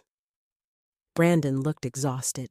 Quietly, he asked the question nobody else had said aloud yet. Natalie, how much debt are we actually in? Natalie's head snapped toward him immediately. That's not relevant right now. But the fear in her eyes answered him anyway, and suddenly, I understood why she had been rushing my husband toward death like a deadline. After the meeting at Samuel Whitaker's office, something changed between Natalie and Brandon. You could see it immediately. Not loudly, not dramatically, but quietly, like the first crack spreading through glass. They walked out of the conference room side by side, but not together. Natalie stormed ahead toward the parking lot while Brandon lingered behind, staring at the floor with the expression of a man realizing he had married someone he no longer recognized. I stayed behind with Samuel for a few extra minutes because my legs felt weak. Samuel removed his glasses and rubbed his eyes slowly. "Miguel loved you very much," he said quietly. That sentence almost destroyed me, because suddenly I understood how terrified my husband must have been during his final months. Not of death, of what would happen to me after it. Samuel slid another folder across the desk carefully. "There's more you should probably know now." My stomach tightened immediately. "What is it, financial documentation?" I opened the folder slowly. Credit reports, debt records, loan summaries, and several printed emails. The numbers alone made me dizzy. Natalie and Brandon were drowning financially. Credit card debt, private loans, overdue balances, investment losses, luxury vehicle payments, a failed business venture tied to a boutique wellness company Natalie had invested in 18 months earlier. Total debt nearly $400,000. I stared at the paperwork in disbelief. How is this even possible? Samuel sighed quietly. "Miguel discovered most of it about 6 months ago. That explained everything.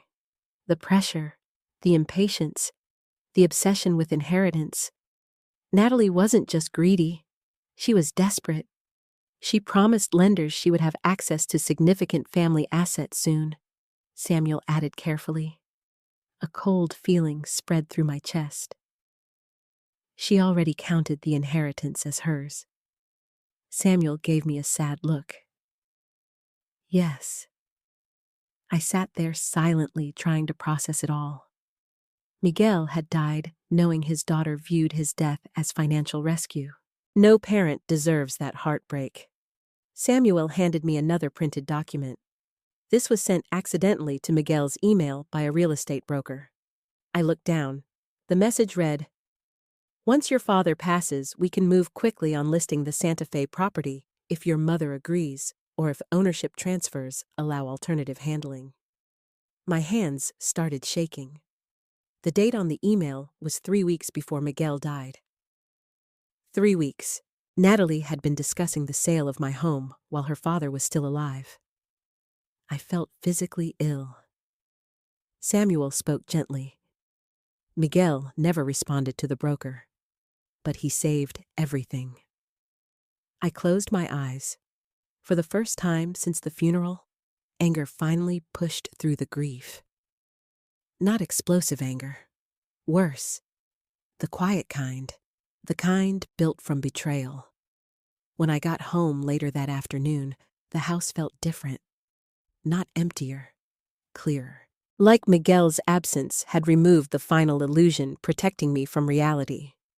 Rosa was already waiting on the porch with grocery bags. The second she saw my face, she frowned. "What happened?" I handed her the folder silently. She sat beside me at the kitchen table, reading through the documents one by one. Then she whispered, "Oh, Sage." She planned to sell the house. Rosa looked horrified. While Miguel was dying, I nodded slowly. Rosa set the papers down hard. That girl has lost her soul. I flinched slightly at the sentence, because no matter what Natalie had done, hearing someone speak about my daughter that way still hurt. That evening, Brandon called unexpectedly. I almost didn't answer, but something told me I should. Hello, silence for a moment. Then Sage. His voice sounded exhausted. "Yes, I'm sorry to bother you.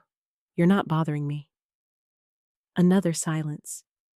Then Brandon asked quietly, "Did Miguel really know about all the debt?" I closed my eyes briefly. Yes. Brandon let out a shaky breath.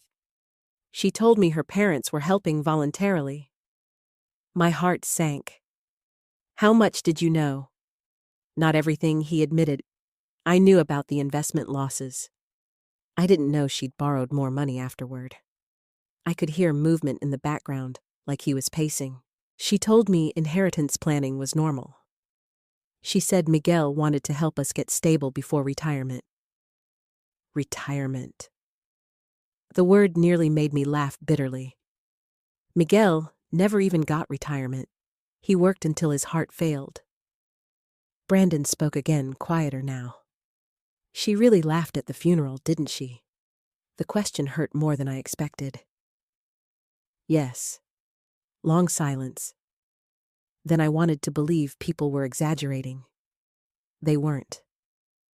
I heard him inhale shakily. I don't know who she is right now. Neither did I. Or maybe the truth was worse. Maybe we both knew exactly who she was and simply didn't want to admit it. Before hanging up, Brandon said something that stayed with me. I think your husband was trying to save everyone from something. After the call ended, I sat alone in Miguel's workshop for nearly an hour. The workshop still smelled like wood stain and motor oil. His tools remained perfectly arranged on the wall exactly where he left them. I ran my fingers over the handle of his hammer. A simple old hammer worn smooth from decades of honest work. Miguel built homes. Natalie built illusions. And now, those illusions were collapsing. The next morning, Natalie showed up unannounced again. This time she looked angry before I even opened the door. We need to talk. I stepped aside silently. She walked into the kitchen and dropped her purse onto the table. I can't believe you humiliated me like that. I stared at her. Humiliated you at the lawyer's office? Something inside me nearly snapped. Your father died, Natalie. This isn't about Dad anymore. There it was. Finally. Honesty. I crossed my arms slowly. Then what is it about? She hesitated. Then frustration burst out of her all at once. I have people expecting payments. The room went silent. I looked at her carefully. You promised people money you didn't have. You don't understand how hard things got, how hard I asked quietly. Hard enough to wait for your father to die. Her face twisted instantly. That's not fair. No. My voice cracked slightly. You discussed selling my house before Miguel was even buried. Her eyes widened. Who told you that? The broker's email. Natalie froze. And in that moment, I knew the email was real before she even spoke again. That wasn't finalized, she muttered weakly. I stared at her in disbelief. You planned my future without asking me. I was trying to solve problems. You were trying to spend money that wasn't yours yet. Natalie slammed both hands onto the table suddenly. Dad owed me. The words echoed through the kitchen. I felt my heart physically ache. Owed you? Yes, she shouted. I spent years waiting while you two sat on all this property and money acting poor. My God. Miguel worked himself nearly to death, and somehow his daughter believed restraint was deception. Tears burned my eyes. Your father sacrificed everything for you, and I sacrificed too. What exactly did you sacrifice? I whispered. Natalie opened her mouth, then stopped, because neither of us knew the answer. Finally, she looked away and muttered something quietly. You have no idea how embarrassing it is watching everyone else move ahead while you're stuck. There it was, not survival, comparison, envy, entitlement, the true poison underneath everything. I suddenly saw my daughter clearly for the first time in years. Not evil, not monstrous, just hollowed out by greed, insecurity, and resentment until love became secondary to lifestyle. And somehow, that realization hurt even more. I wish I could tell you that after our fight in the kitchen, Natalie finally broke down and admitted she needed help. I wish I could say she cried, apologized, or even showed one honest moment of shame. But some people don't collapse when the truth corners them. They attack. and Natalie attacked hard. It started 3 days later. Rosa called me early that morning while I was watering the plants on the back porch Miguel built years ago. "Sage," she said carefully, "have you checked Facebook today?" Immediately my stomach dropped. "No." Long silence. "I think you should. I didn't want to." God knows I didn't want to. But after we hung up, I opened my laptop slowly at the kitchen table. The same kitchen table where Miguel used to drink coffee before sunrise every morning. And there it was. Natalie had posted a long, emotional message filled with vague accusations and carefully crafted victimhood. She never used my name directly. She didn't have to. My father spent his final months isolated and emotionally manipulated by people who benefited from controlling him. Another line read, "Sometimes elderly people become vulnerable to influence when they are sick and afraid." Then I never imagined grief and greed could exist in the same house. Greed. I stared at the screen in disbelief. Hundreds of comments flooded underneath. Some people offered sympathy. Some asked questions. A few even defended Natalie automatically, because society loves stories about cruel stepmothers and manipulated fathers. Nobody knew I was the villain she was describing, but I knew. And so did she. My hands trembled so badly I nearly dropped the computer. For several minutes, I just sat there staring at Miguel's empty chair across from me. Then quietly, I cried. Not because strangers online believed lies, because my daughter was publicly burying me while I was still mourning her father. That afternoon, 2 distant cousins called, asking strange questions about Miguel's final months. One asked gently whether I had helped influence estate decisions. Another awkwardly mentioned family tensions. Natalie wasn't grieving. She was campaigning. By evening, the humiliation felt unbearable. I shut off my phone and sat alone in the living room, surrounded by sympathy flowers that were beginning to wilt. The irony almost made me laugh. Even the flowers were dying. Then came the knock at the front door. Mrs. Evelyn Brooks stood there holding a peach pie wrapped in foil. The second she saw my face, she frowned deeply. "Oh, honey." That sentence nearly broke me again. She stepped inside without waiting to be invited, because elderly women who have survived enough life stop asking permission for compassion. "I saw those posts," she said firmly. I looked down immediately. "She's angry." "No," Mrs. Brooks corrected sharply. "She's cruel." Hearing the word spoken out loud still hurt every time. Mrs. Brooks sat beside me slowly. I was there at the funeral, Sage. I nodded weakly. I heard what she said. Tears filled my eyes instantly again. Mrs. Brooks took my hand. "Your husband spent 2 winters fixing my heater when I couldn't afford repairs. That man worshipped you. Don't let anybody rewrite his final months into something ugly." That sentence grounded me more than she probably realized. Because grief makes you vulnerable to doubt, especially when accusations come from your own child. Over the next week, things worsened. Natalie continued posting vague emotional statements online. She called relatives I hadn't spoken to in years. She told people Miguel became paranoid near the end, that I isolated him, that I exaggerated his illness to control finances. Every lie carried just enough emotional detail to sound believable. And because she never fully accused me directly, she maintained plausible innocence. It was manipulative, calculated, and horrifyingly effective. One afternoon, Rosa slammed her phone down onto my kitchen counter.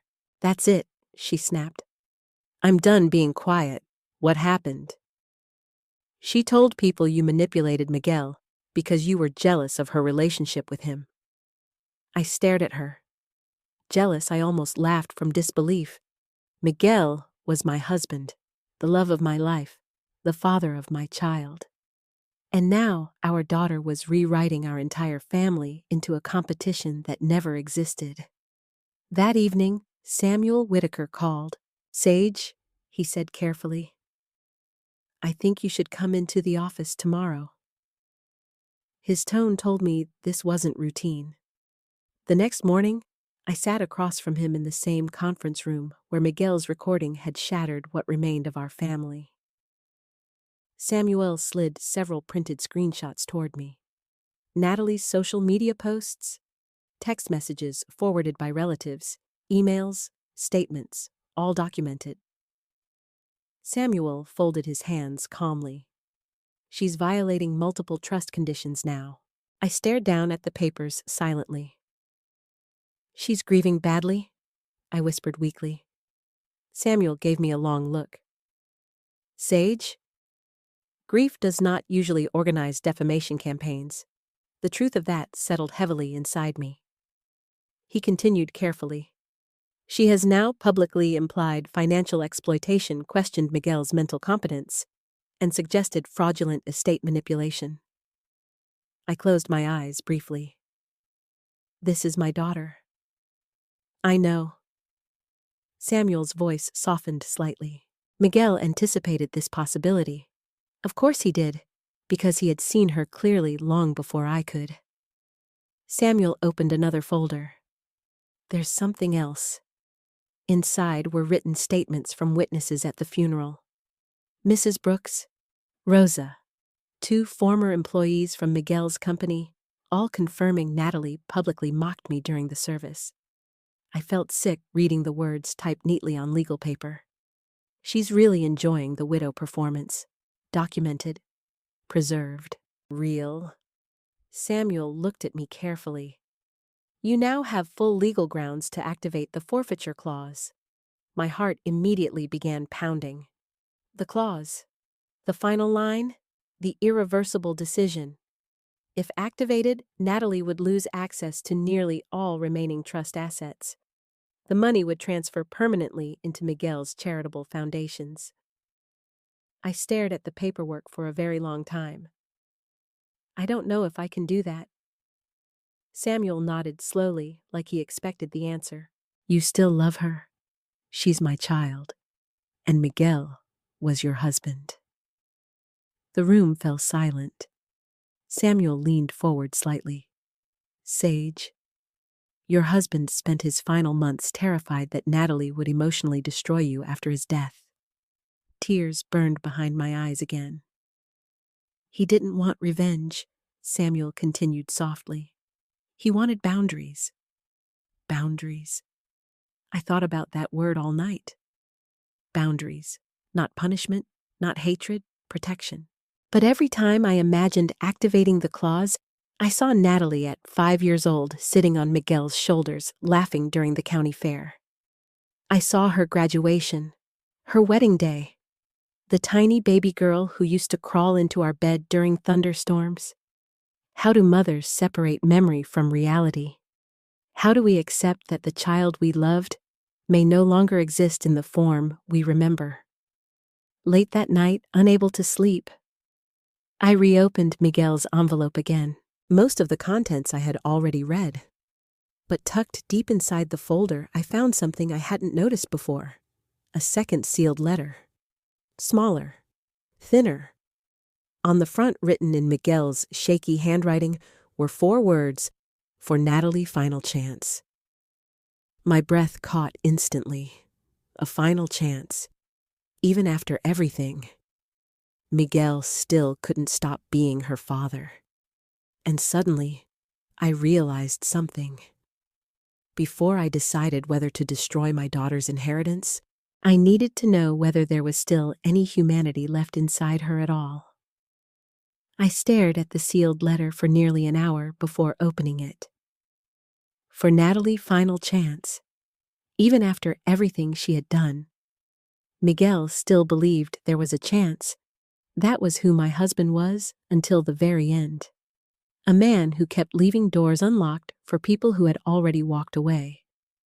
The next morning, I called Natalie. She answered on the 3rd ring. What, no hello? No warmth, just irritation. "I need you to come by the house." A pause. Why your father left something for you? Silence. Then immediately, what kind of something? Of course, that was her first question. A letter? Another pause? When tonight? She sighed dramatically. Fine. When I hung up, I sat quietly at the kitchen table holding Miguel's letter in both hands. I kept wondering what he had written. A warning? An apology? A goodbye. Part of me was terrified the letter would somehow soften everything again. Because despite all the evidence, despite the lies, despite the humiliation, some broken part of me still wanted my daughter back. Natalie arrived just after 7 that evening. Brandon came with her, though he looked like a man walking into a courtroom instead of a family home. The tension between them had become visible now. Not just subtle discomfort. Distance. Natalie walked inside without removing her sunglasses, even though the sun had already set. I don't have long, she said immediately. I looked at her carefully. She looked tired, not emotionally tired, cornered. Financial panic had begun replacing confidence. Brandon lingered near the doorway quietly. I gestured toward the kitchen. Sit down. Natalie crossed her arms. What's this about? I reached into the drawer where I had hidden the letter and placed it gently on the table. The moment Natalie saw Miguel's handwriting, something flickered across her face. Real emotion. Finally. She picked up the envelope slowly. What is this? The last thing your father wanted you to hear. For the first time in weeks, Natalie looked uncertain. Not angry, not defensive, afraid. Her fingers hesitated before opening the envelope. Then slowly she unfolded the letter. The kitchen became completely silent except for the faint hum of the refrigerator. I watched Natalie's eyes move across the page. At first, her expression remained guarded. Then gradually, something changed. Confusion, pain, memory. Miguel had written differently in this letter than in the legal documents. Not like a man protecting assets. Like a father mourning a daughter who is still alive. My beautiful Natalie, if you are reading this, then things between you and your mother have become worse than I hoped they would. The second Natalie read those words, her breathing changed slightly. I stayed silent. Miguel's letter continued. Before anything else, I need you to know something clearly. I loved you from the first second I saw you. Nothing that has happened changes that. Natalie swallowed hard. I saw Brandon glance toward her quietly. Miguel went on describing memories only the three of us would understand. Teaching her to ride a bicycle near the old elementary school. Holding her after nightmares. Driving 12 hours to surprise her at college after she called home crying her freshman year. The Christmas, she made him a clay coffee mug that cracked in the oven, but he kept anyway. By the middle of the second page, Natalie's eyes had begun watering. And suddenly, for one dangerous moment, I saw my little girl again. Not the woman obsessed with inheritance, not the stranger laughing at funerals. Just my daughter. Then came the part of the letter that changed everything. Somewhere along the way, you began believing love was measured by what people gave you materially. That belief is destroying you. Natalie's jaw tightened slightly. Miguel continued, You are not a bad person, Natalie, but you are becoming a deeply unhappy one. And unhappy people often confuse control with safety. I saw Natalie blink rapidly. For the first time, shame seemed to reach her. Miguel wrote, Your mother spent her entire life protecting this family, including protecting you from consequences you should have faced long ago. I failed her by allowing that pattern to continue. Tears slid silently down Natalie's cheeks now. Brandon looked stunned. I realized he had probably never seen vulnerability from her either. Then came the final section. And I think even now, it's one of the saddest things I've ever read. I am giving you one final chance. Not to reclaim money, to reclaim yourself. If there is still kindness inside, you prove it now. Apologize to your mother sincerely. Stop fighting her. Remove the lies. Let her grieve in peace. Accept help. Accept counseling. Accept responsibility. And if you do those things, I believe healing is still possible.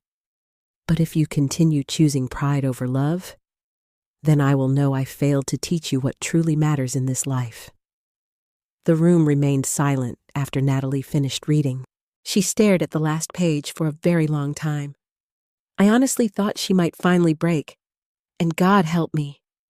Part of me desperately wanted her to. I wanted tears, truth, regret, anything human. Finally, Brandon spoke softly. Natalie. She slowly lowered the letter. For a few seconds, her face looked completely exposed, like all the anger had drained out of her. Then something colder returned. Defense, pride, resentment. She folded the letter carefully once, twice, then looked directly at me. He always blamed himself for everything. My heart sank instantly. Natalie? He was weak, she snapped suddenly. That was his problem. Brandon stared at her in disbelief. What are you doing right now? She ignored him. Natalie looked back at me with tears still sitting in her eyes, but now they looked angry instead of sorrowful. You turned him against me? I felt physically exhausted. No. Your father begged you to stop hurting people. He treated me like some criminal. You threatened him. I was desperate. You mocked him while he was dying. Natalie slammed the letter onto the table. You have no idea what pressure feels like. Something inside Brandon finally broke. No, he said quietly. I think your father did. Natalie whipped around toward him. Excuse me? Brandon looked pale now. He was dying, Natalie. So now you're taking their side too. There aren't sides. Brandon exploded suddenly. Your father begged you to be decent. The room fell silent. Natalie looked stunned that he raised his voice. Brandon pointed toward the letter. He literally handed you a way back, and you're still acting like the victim. For one brief second, I thought Natalie might finally collapse emotionally. Instead, she laughed bitterly, then slowly, deliberately. She tore the letter in half. I gasped. Brandon stared in horror. Natalie ripped it again and again. Pieces of Miguel's final words scattered across the kitchen table like ashes. There, she said coldly. Now we're done pretending. I couldn't breathe, not because of the inheritance anymore, because in that moment, I finally understood something terrible. Miguel had already given Natalie every chance love could possibly offer, and she destroyed those chances with her own hands. Brandon stepped backward from her slowly, like he no longer recognized the woman standing there. Oh my God, he whispered. Natalie looked at me with exhausted fury. You think this changes anything? I stared at the torn pieces of Miguel's letter lying between us. Then I looked up at my daughter. And for the first time in my life, I stopped seeing someone who needed protection. The next morning, I gathered the torn pieces of Miguel's letter from the kitchen table and placed them carefully into a small envelope. My hands were steady. That frightened me more than crying ever could. Because for weeks, grief had made me feel fragile and uncertain. But now, something else had begun settling inside me. Not hatred, clarity, the kind that arrives only after denial finally dies. Rosa drove with me to Samuel Whitaker's office because she refused to let me go alone. You shouldn't carry this by yourself, she said, while gripping the steering wheel tightly. Outside, Santa Fe looked painfully beautiful that morning. Bright desert sunlight stretched across adobe buildings and mountains Miguel loved with all his heart. He should have still been alive to see another winter. Instead, I was driving to decide the future of our daughter's inheritance. Life is cruel that way sometimes. When we entered Samuel's office, he immediately noticed the envelope in my hands. His expression softened. She tore it, I nodded once. Samuel closed his eyes briefly. I was afraid of that. We sat in the same conference room where Miguel's voice had once filled the silence. This time, though, the room felt colder somehow. Samuel opened a thick folder and placed several legal forms in front of me. These are the activation documents for the forfeiture clause. Even hearing the words out loud made my stomach tighten. Forfeiture. Such a harsh legal word for something that felt deeply personal. Samuel spoke carefully. Once signed, the remaining trust assets transfer permanently according to Miguel's secondary instructions. I looked down at the paperwork. Numbers, signatures, formal language, and beneath all of it, a father's heartbreak. Samuel continued quietly. This decision cannot be reversed easily. Rosa reached over and squeezed my hand. You don't owe cruelty loyalty, Sage. I swallowed hard. She's still my daughter. And you're still a human being who deserves peace, Rosa replied softly. Tears burned my eyes again. Not because I doubted Miguel anymore, but because mothers are not built to emotionally survive moments like this. We are taught to forgive endlessly, protect endlessly, endure endlessly. And somewhere along the way, many women confuse sacrifice with love. Miguel had been trying to save me from that mistake before he died. Samuel slid another document toward me. This outlines where the redirected funds will go. I read slowly through the pages. A large portion would establish the Miguel Ortiz Memorial Trade Scholarship for students pursuing skilled construction work. Another portion funded emergency housing support for elderly widows facing financial instability. I suddenly remembered all the older women Miguel helped over the years, repairing roofs, fixing plumbing, installing wheelchair ramps for free.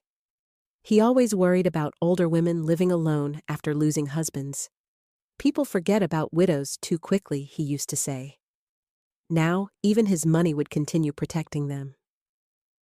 That realization nearly broke me again. Samuel looked at me carefully. You don't have to decide this second. But deep down, I already had. Not because Natalie hurt me. Because she destroyed every chance Miguel gave her to stop. The funeral, the lies, the manipulation, the public humiliation, and finally, tearing apart her father's final letter without remorse. Miguel wasn't punishing Natalie. He was acknowledging reality.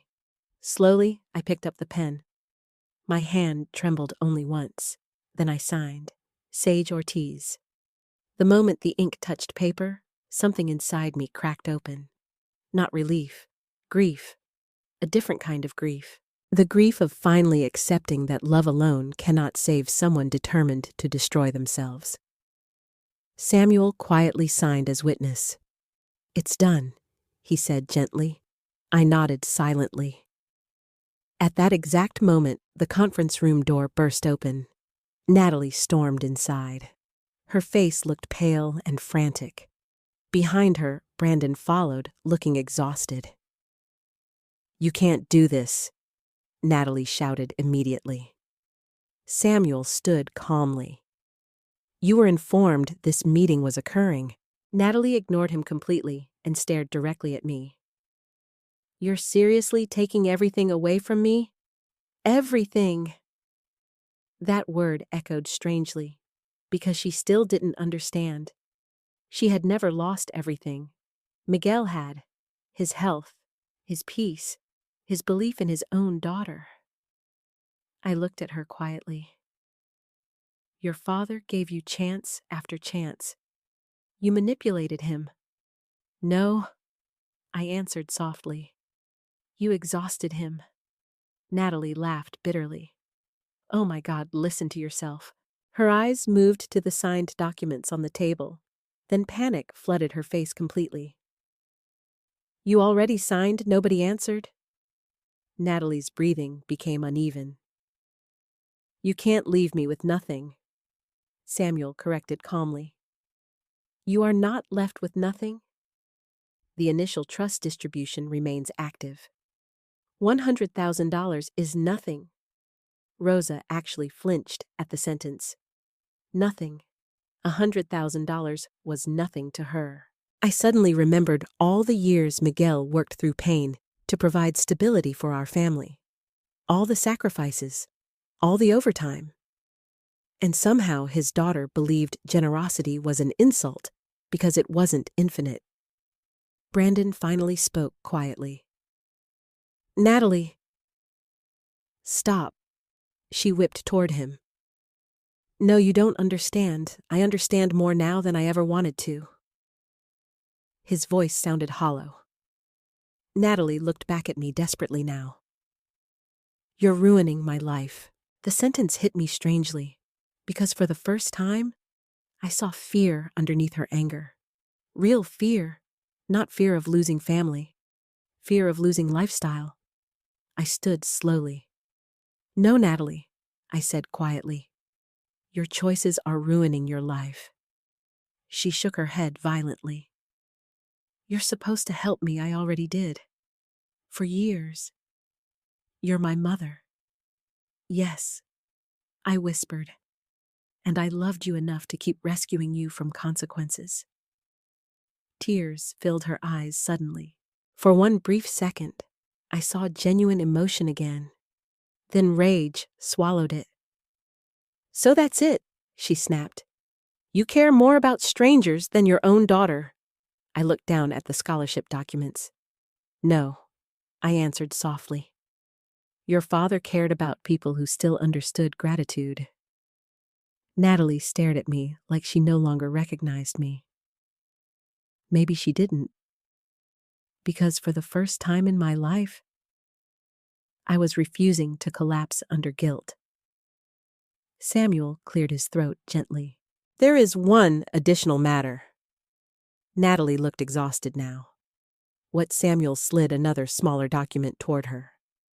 Despite activating the forfeiture clause, Sage requested a supplemental discretionary release. Natalie frowned.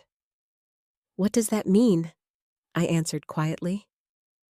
It means you'll still receive enough to pay rent for several months and seek counseling if you choose to. She stared at me in disbelief. Why the question hurt more than she realized, because she genuinely couldn't understand mercy that wasn't transactional. I took a slow breath.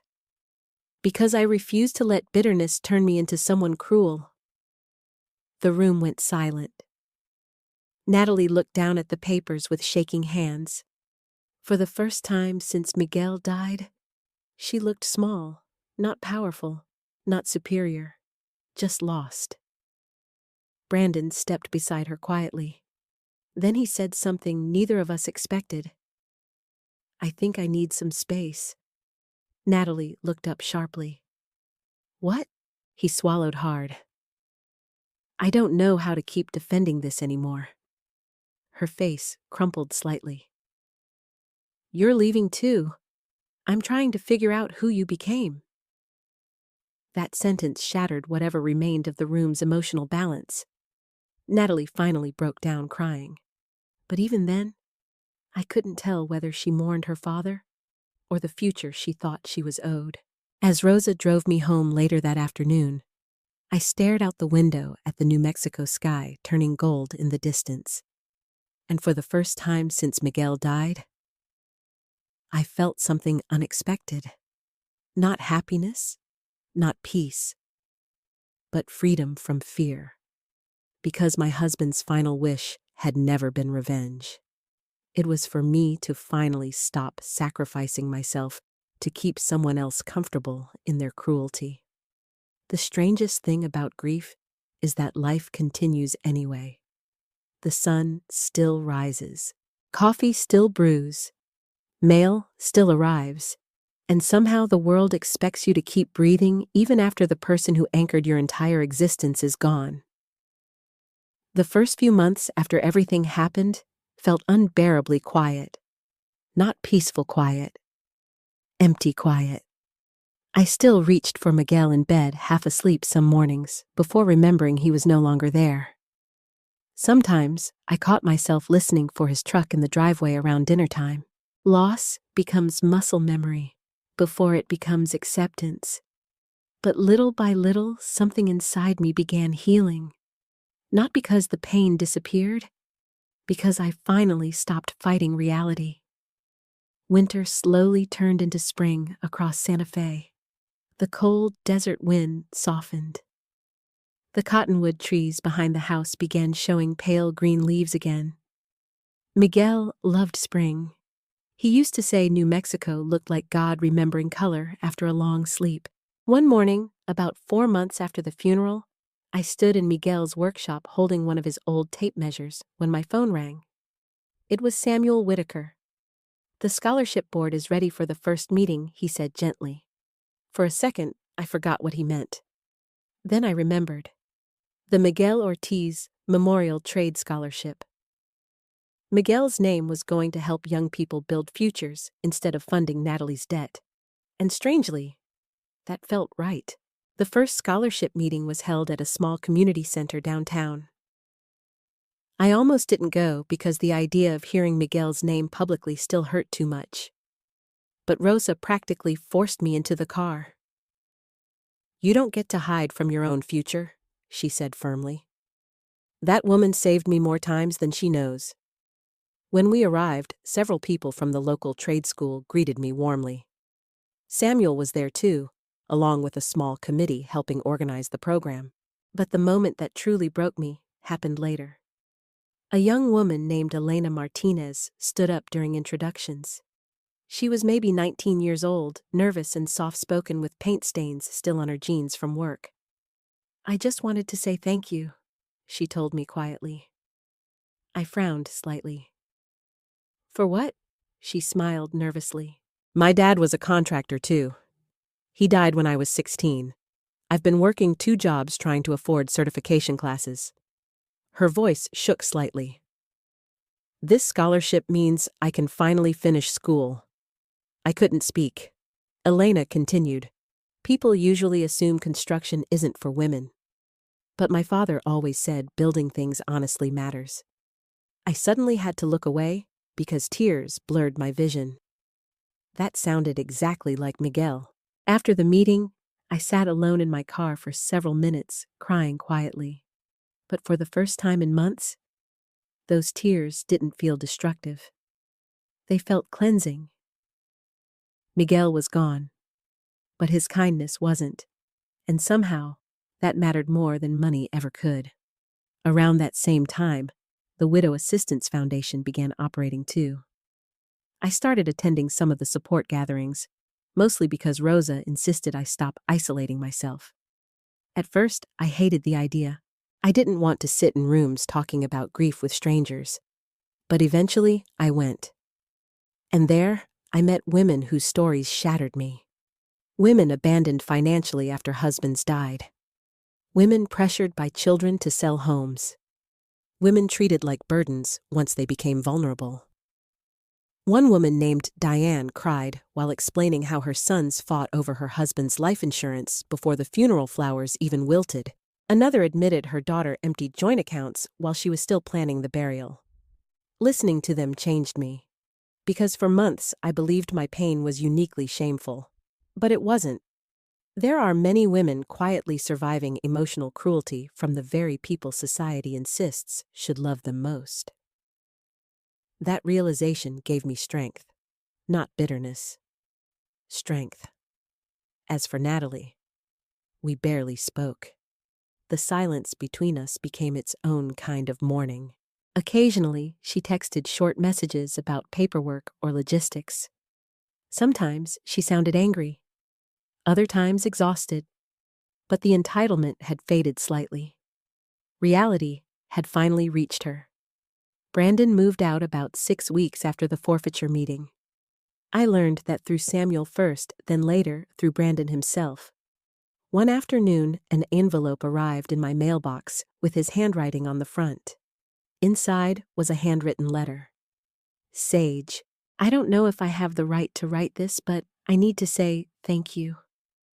Watching everything unfold forced me to confront truths I ignored for years. Your husband was a good man, and you deserved far more kindness than you received. I loved Natalie once, very deeply. Maybe part of me still does. But I can no longer pretend her behavior was normal or justified. You showed more mercy than most people would have. I hope someday Natalie understands that. Thank you for showing me the difference between compassion and enabling. Brandon. I read the letter twice, then folded it carefully and placed it inside Miguel's old desk drawer. Not because it fixed anything, but because it reminded me that truth eventually reaches people willing to face it. A few days later, I visited Miguel's grave alone for the first time since winter ended. The cemetery overlooked the mountains he loved. I brought fresh white lilies and sat quietly beside the headstone while warm wind moved through the grass. For a long time, I said nothing. Then finally, I whispered, "You were right. The words hurt, but they also freed me. I kept trying to save her from consequences," I told him softly.